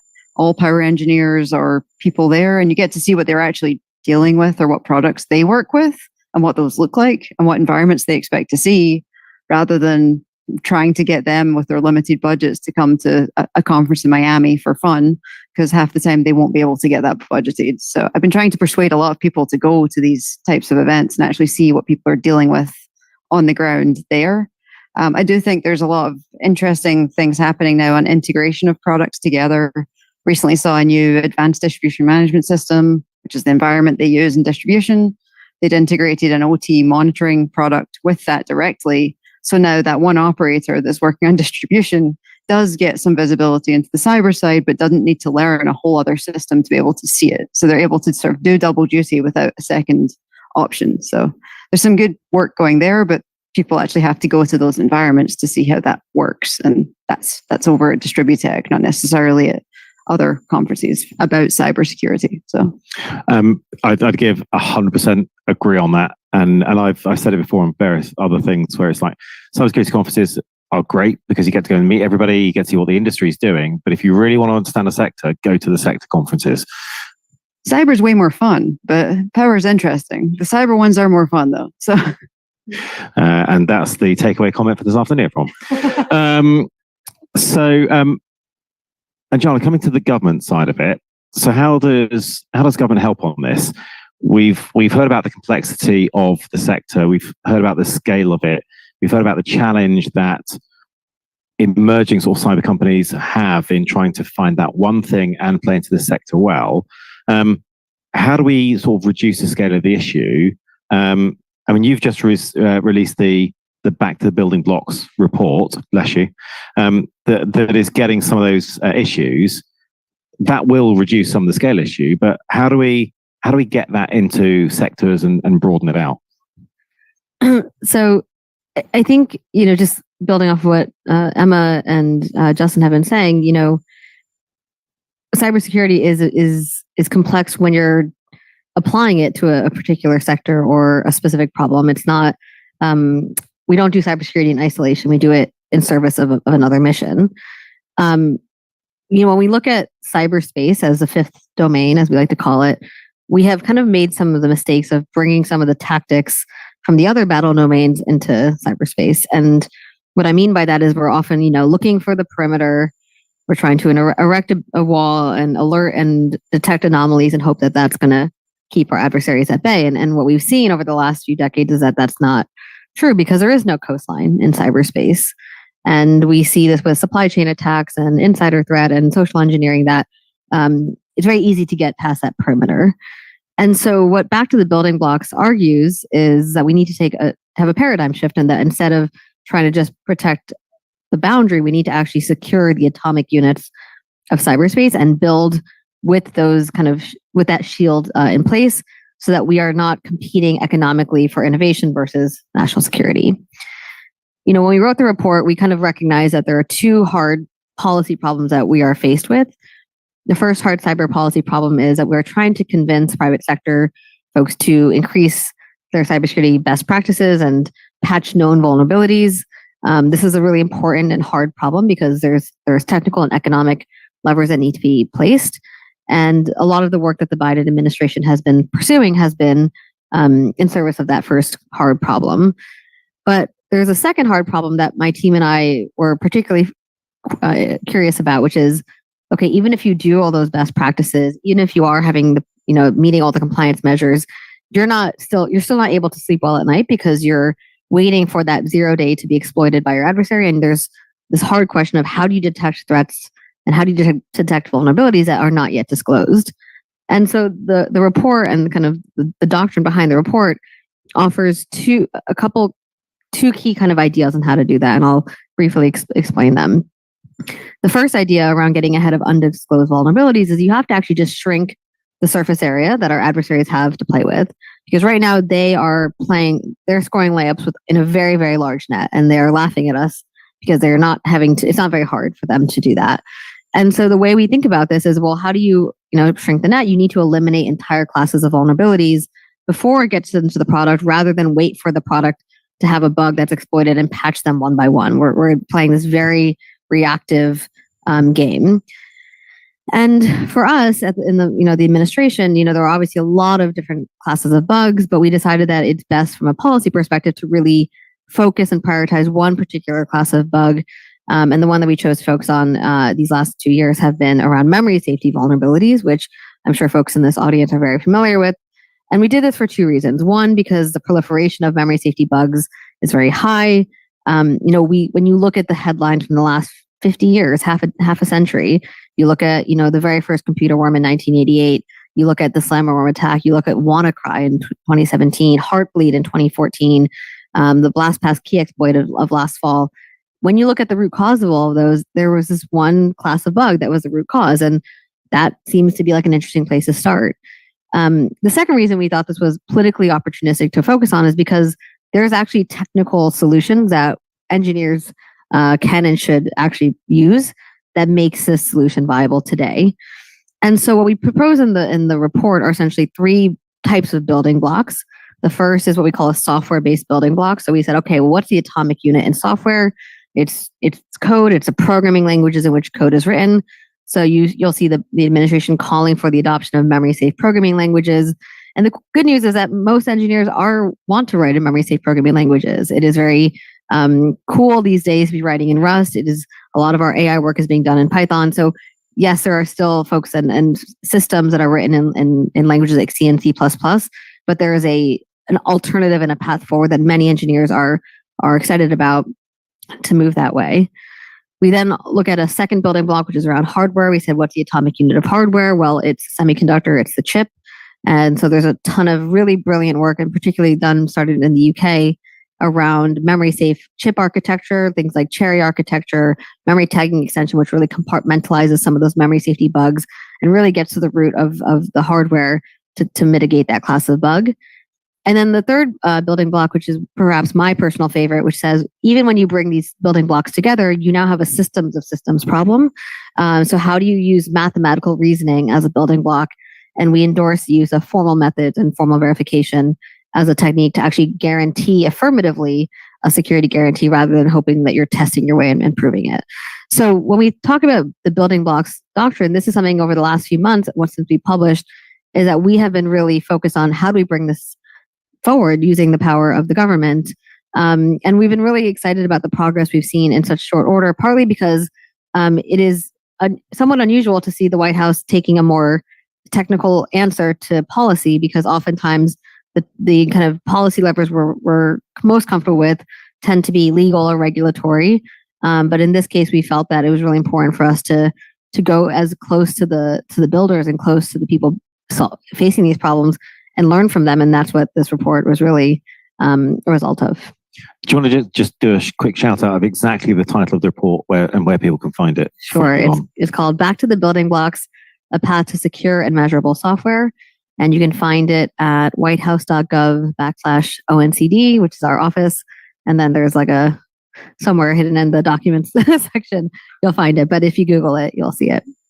Other search engines are available.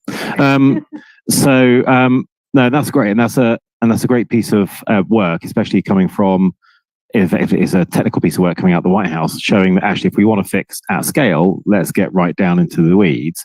I mean, Justin, coming to you.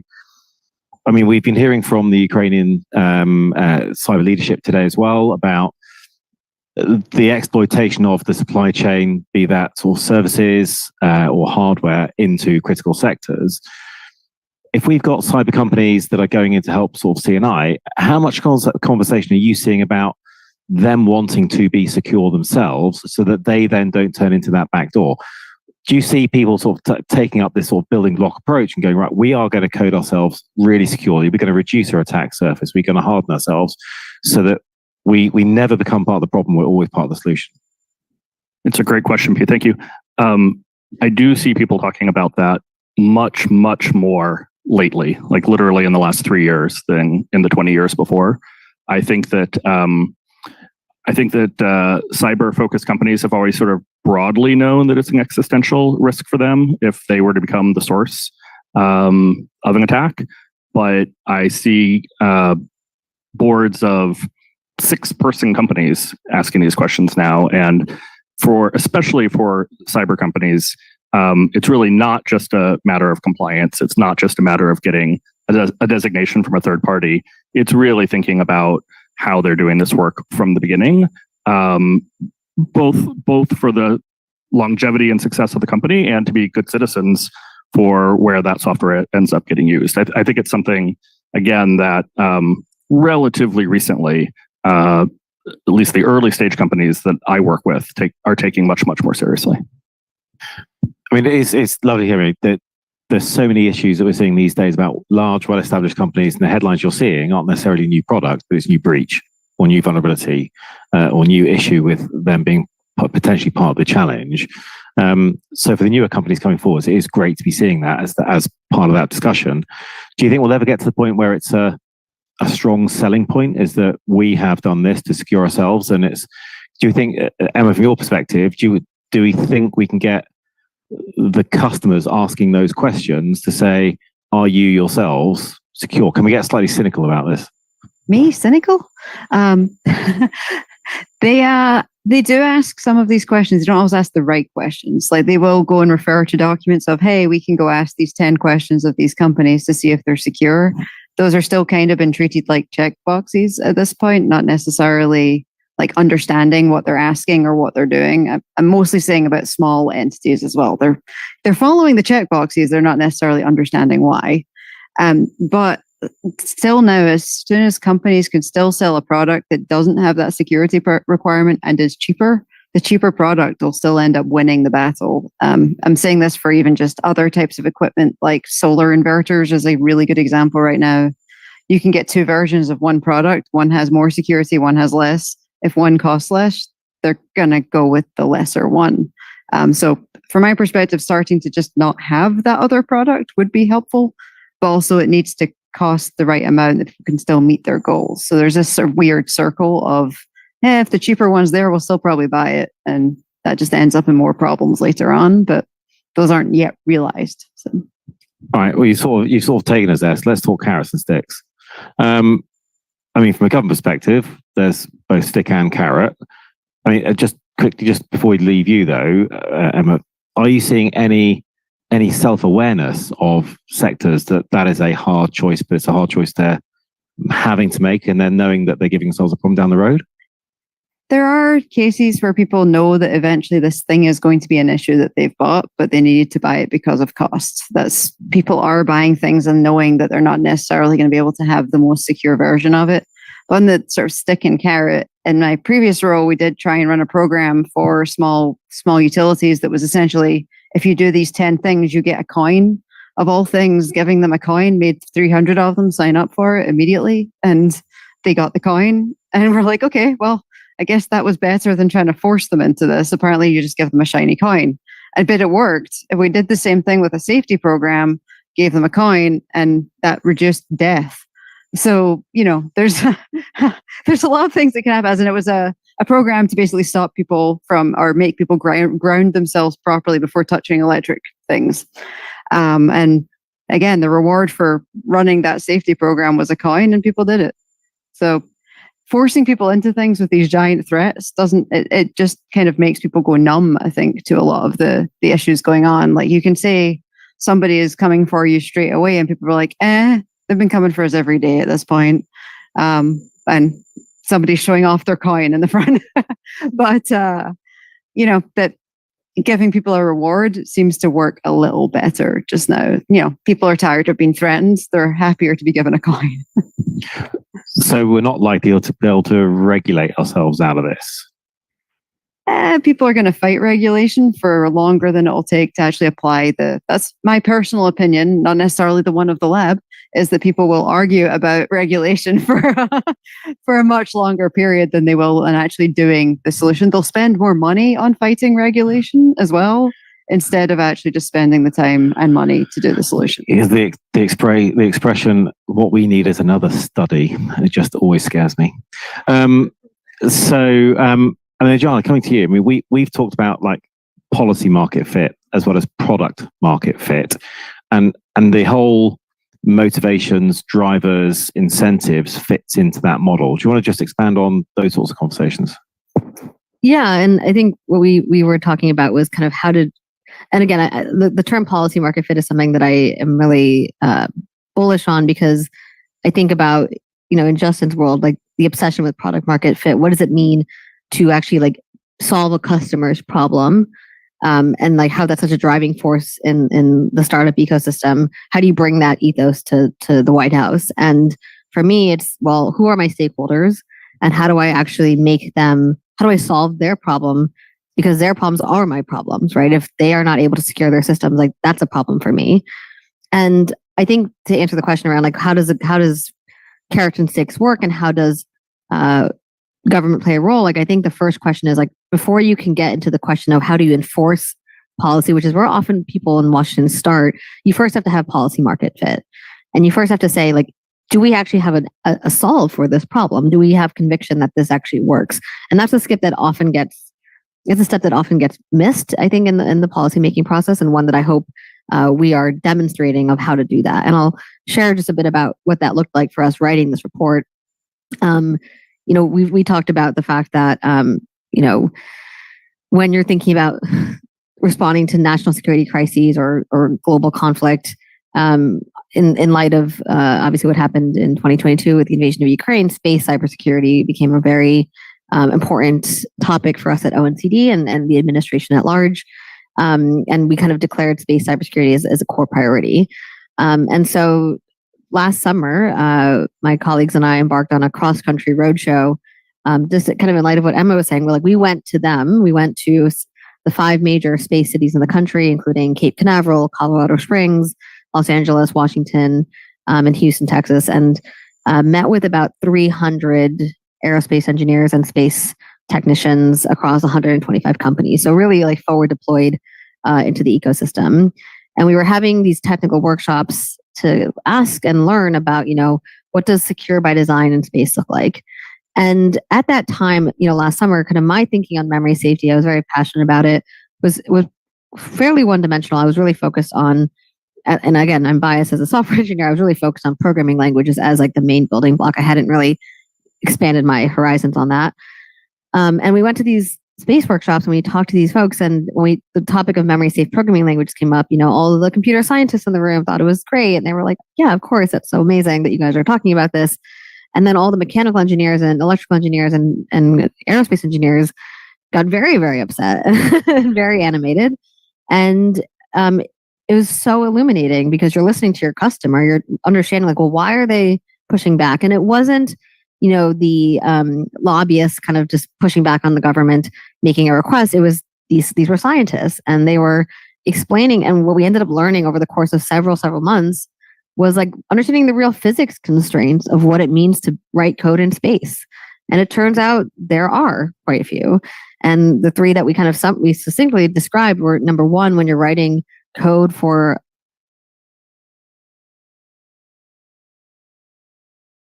or 2, you need to be able to really control the clock, the timing, which is really important. And number 3, you need to be able to either not have or override the garbage collector, which kind of cleans up the memory.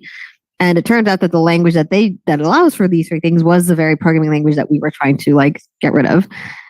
And that dialogue between computer scientists, cyber experts, aerospace engineers was probably one of the highlights of my time in government, which was talking to the customer, talking to the technical folks, because that summer changed the entire thesis that I was holding and became I remember coming on a flight home from Colorado Springs and writing the first draft of Back to the Building Blocks on my phone, because I was like, somebody needs to talk about memory safety in space, because we're only talking about it from a programming language and we're not talking about it from a hardware perspective. And so to me, kind of emphasizing like for cybersecurity folks to go to the customer, to understand what policy market fit or product market fit looks like is not only a nice to have, it is mission critical, because otherwise you create a political fault line where you're arguing over cybersecurity, which should not be a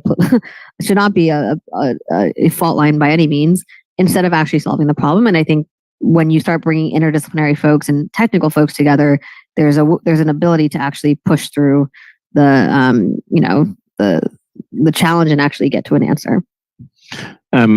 It's great. Great conversations, and it does sound like it's a fantastic conversation. It sounds like a really good, mature conversation that came from having that diversity in the room. Is that something that we can replicate? I think so. I think, again, this notion of forward deployed policymaking there's no reason I don't see why that's a one-off thing. I think that should be done. And I think it should be done earnestly, right? Like it's not, I'm sure you've all been to many roundtables hosted by folks like myself. And I think the question becomes, okay, what does it mean to have a dialogue? Are you actually learning, and are you coming in with like an open mind to like have strong conviction, but like loosely held on your idea, but adjust it? That I think requires a kind of entrepreneurial thinking, and policymakers and the folks that are energized and obsessed with like market fit, which I think is really important. Because at the end of the day, when we wrote Back to the Building Blocks, it is not a legally binding document. It is a technical report, but we have more zealous like energy coming from the private sector about this document than anything I've seen coming out of the administration, if I say so myself, because we don't need to start with the stick. We can start with the carrot. And right now I have CEOs coming to me wanting to say, I'm a building blocks company. We're a building blocks company. We believe in this doctrine. Like that's the carrot.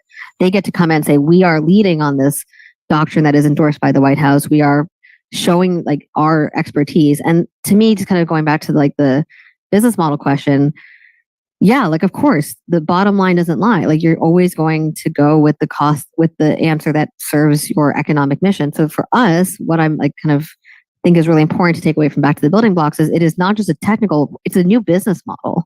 It's saying like, hey, the unit economics of the way the cybersecurity industry is designed right now is not sustainable because a state and local environment, a small business, like they can't afford to have, they can't afford the way we think about cybersecurity. When you move upstream, when you go to the beginning of the manufacturing process, it is significant. It is orders of magnitude cheaper to build than that way than to wait till the very end of the supply chain. And so a lot of what we're trying to do with this like engineering informed policy making is to say, we always say we got to make this a CEO priority. Well, great. Let's make this not a risk and compliance problem, but a manufacturing and product problem. Let's not just talk to the CISO. Let's have the CISO be part of the C-suite that's talking to the CTO who's making the choices about the architecture. And I think this is, again, the opportunity is for whichever, cyber company realizes this and takes advantage of that. But I also think it's important for policymakers to encourage that. And that's really what we've been trying to do at the White House is really show that there's, yes, a national security imperative, but most importantly, like it's just better business, it's better engineering. And Emma, from your side, at Idaho, the collaborations and conversations that you're having, you've gone past that as well. You're actually giving capability out to the sector as well, aren't you? Yeah, we do work on the sort of cyber-informed engineering. Ginger, I think, was presenting about that earlier. That's one of the things we're using to get better engineering and our better cyber in at the beginning of the engineering functions as well.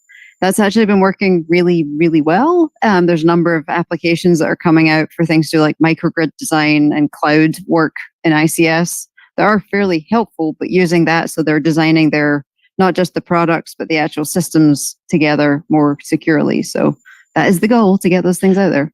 And Justin, from your perspective, in getting a growing cyber company that's wanting to play into that space, they're going to want to be in these conversations so they can learn and better understand that product market bit and the policy market bit they're playing into. Yeah, I think that's right. First, I just want to thank Anjana for your comments. I think that I love this idea of policy market fit. I'm going to adopt it. I love the example of the space cyber. Definitely constraints there that I hadn't been considering until you put them on the table. And I do think that examples like that can galvanize action.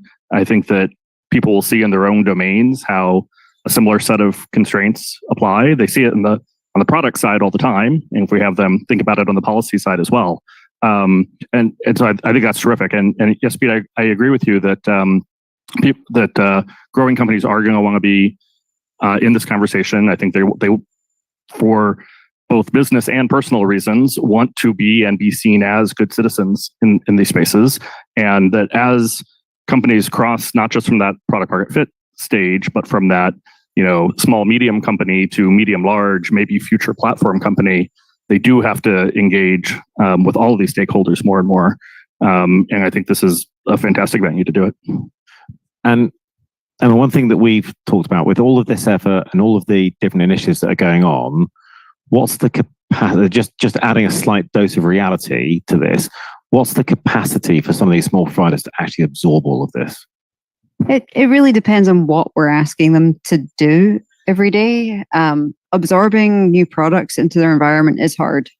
Being able to launch anything that's brand new, they don't have as many options to pick different products if it doesn't work out for them. So I think actually being clear with them on what they get from these products is something like bringing it to the engineers, like we were talking about, so they actually understand what they're getting when they do this and can make a more informed decision rather than making a bad decision that might turn them off for doing this forevermore. So really just maybe getting it to the right point where they understand what they're getting with very plain language, not any fancy words that are made up, which seems to happen a lot, but use plain language that actually talks to the engineering teams and the C-level people more clearly than sort of just the cyber teams as well. We never use complicated or military language in cyber. What are you talking about? No made up words. Yeah, I know. I'm going to open it up to the audience for questions before we look to start wrapping up. And it's not very often you get a panel like this. Any questions from the audience that we want to pick up? We can shout. There's one there. There's two. All gone. Hi. So I am curious, as we start talking about things like policy product fit and similar structures or whatever, of looking at this as a market issue, if we look at this from a competition issue, the prime competitor is People's Republic of China, for example. Volt Typhoon, take however you want to be. And in looking at this as an existential question, is it really still sustainable to use a model that is based upon venture funding or business signals in order to compete against a threat actor that is potentially more unitary and a bit more, I don't know, focused or less distracted or whatever in these developments? Or is there an inherent advantage in still structuring the cyber landscape from a defense for critical infrastructure perspective in the way we've been doing it for the last 20 or so years? I mean, I'll jump into, I think, characterize that to start with. I mean, we'll never have the capacity for a cyber policeman from government on every corner to try and help. But this is about how high can we raise the walls and increase the resilience so that then when we do have a problem, we have less problems and they're not quite as bad. And the Ukrainian team gave that example really, really well today. The efforts they've done over the last couple of years to reduce the number of large-scale critical incidents from like tens of numbers down to handfuls of numbers. It technically can be done, but I'll throw it open to the panel to go, what is that delta? How far do we go from saying this is a large-scale government issue to a vendor operator issue? I have a few thoughts that may not answer the question directly, but I will personally go on a limb and say that I think that venture capital plays a relatively small part of the solution here. But I do think that part of what we're getting at is it is one source of innovation. Venture-backed companies do sometimes put out very important pieces of infrastructure that can be used in this solution, and we should find ways to take advantage of it when it is there. I do think it would be a big mistake to expect that venture-backed companies are going to primarily solve this problem. Yeah, I think this is, an ecosystem play, right? There's no one player in the American ecosystem that is going to single-handedly solve this, which is kind of why even in the government, I don't think it is a purely government response is needed. I mean, I look at the diversity of this entire panel where you have the R&D coming from the most brilliant researchers in the world being funded in the private markets that ultimately shape policy. That is, I think, the cycle that this partnership has to rely on.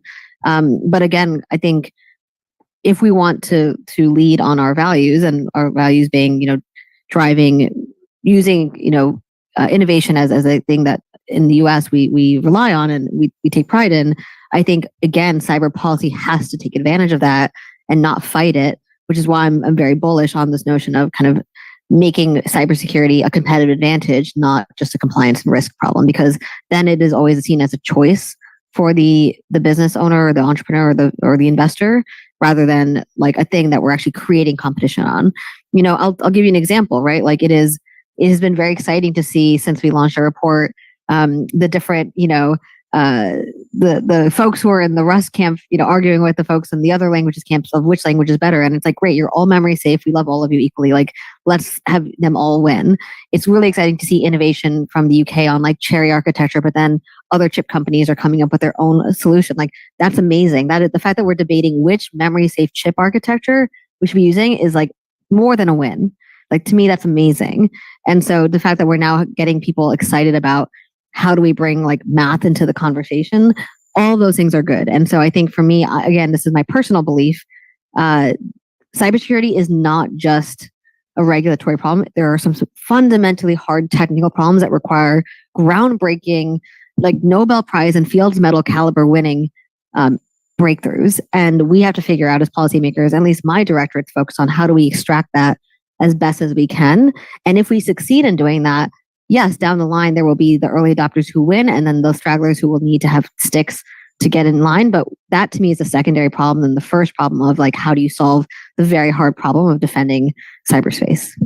Can I just get you to do a quick hot take straight out of that? So we've heard in that question and the answer about the importance of the diversity across it. And we've seen the challenges of technological monocultures in that if we discover a vulnerability in that monoculture, we now have a massive issue. We're not going down the road of just going one language to rule them all, are we? Not at all. And despite what the internet has said in the launch of our report, We are not Rust Bros in the White House. I mean, we endorsed all memory safe languages, but we care about memory safe outcomes. And why do we care about memory safe outcomes? Because we want to close the gap that our adversaries are exploiting. We want to shrink the surface area. So I think it's important for us as we're shaping policy that we are not defining requirements, we're defining outcomes and then using the market to actually lower the cost, drive better results, and make sure that we are creating sustainable outcomes. Because again, if you are only relying, if we said, if we had policy that said you must use this one language, number one, that is not going to be well received by the private sector. And number two, it's probably not going to solve the problem as we learned through our conversation with the space ecosystem. And so again, I think it's really important as policymakers, and I do actually think the VC community is important because they hold a lot of power in how the new companies that will become the next defense prime or the next major consumer platform, like if you can basically say to your investment portfolio, we will invest in you under these cybersecurity conditions. Now you're getting ahead of the long game, which I think is very exciting. So there's room for a lot of folks to influence policy, and not just in the capital P policy, but also using kind of softer levers. And I think that's what I would love to see the VC community see their role in. Great answer. There was another question. Great panel. In this world where we have policy and R&D and market, do you see any future where we start trying to bridge the gap between what the skills are needed to use the tools that are on the market now and what's necessary in the small business community, whether it's water utilities or the DIB or the utilities that I work with as MNOs are mostly small? Is there any future where there's incentives and R&D to enable us to have tools that are actually usable by the skill set that exists in the small business community? And by that, you mean at the moment, there's not much of a skill set. There's either not the skill set or the resources, but most of the tools are targeted for enterprise large cells, not for distributed small thousands of businesses. Yeah, so don't sell me a Ferrari if I've only just got my driving license type question. Emma, do you want to take that? Yeah, I think I'd mentioned earlier about the advanced distribution management system that had an OT product integrated to it. I'd love to see that more because then people are only having to train on one system. I do think for new products being sold or new things that are developed, there should be some incentive to either train a person or a person to be given with a product to actually help transition it into an environment where they aren't necessarily trained to use it. But the integration part, I think, is going to be key to actually get either water, electric, anyone to actually start using the tools that are out there just now or buying them. If they're not in the middle of something they have already, I don't know where the skills are going to come from or the people. I'm not sure there is any extra people at this point to go to those entities. I have thought a little bit about how to get more people to move into sort of small rural areas who are brand new in career.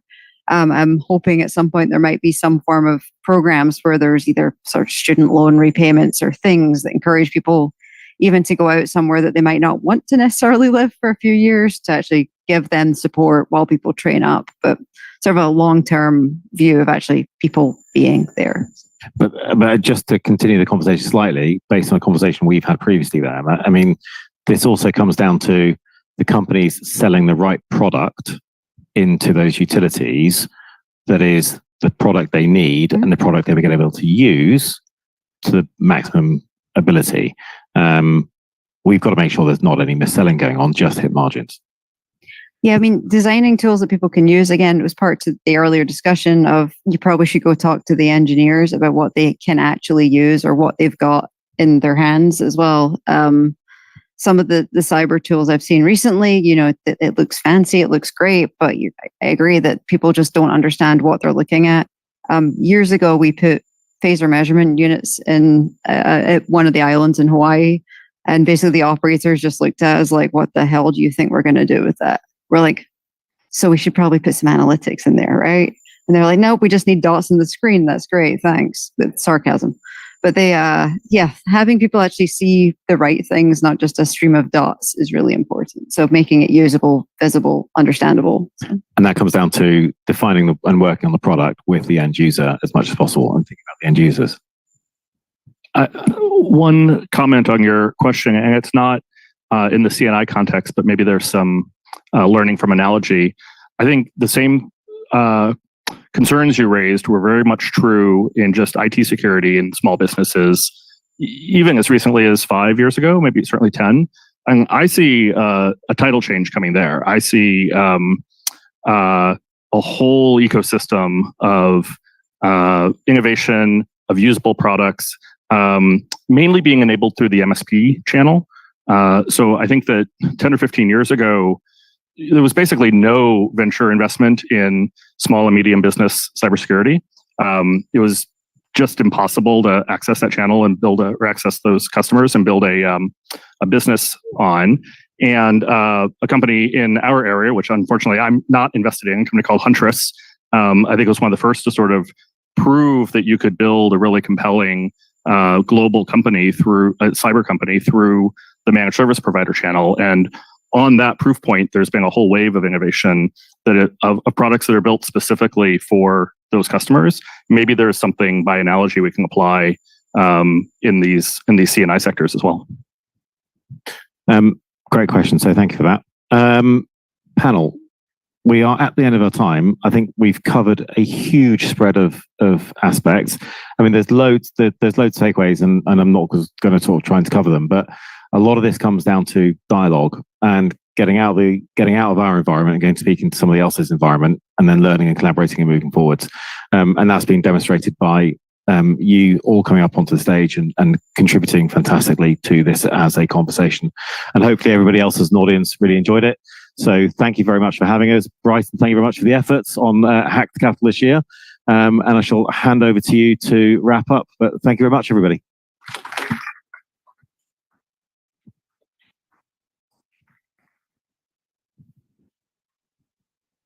First, I'd like to thank Crowell & Mooring, who provided this wonderful facility. Evan Wolf has been a champion of our nonprofit. They are also the pro bono law firm for us. So again, if you get carried away on your weekend, good luck with them. Institute for Security and Technology is the think tank that we are affiliated with. So I want to give a shout out to Gigi Bustamante, who is our program manager for the event and made this all happen. Also trying to hide in the back would be Sophia Morrow, who runs comms.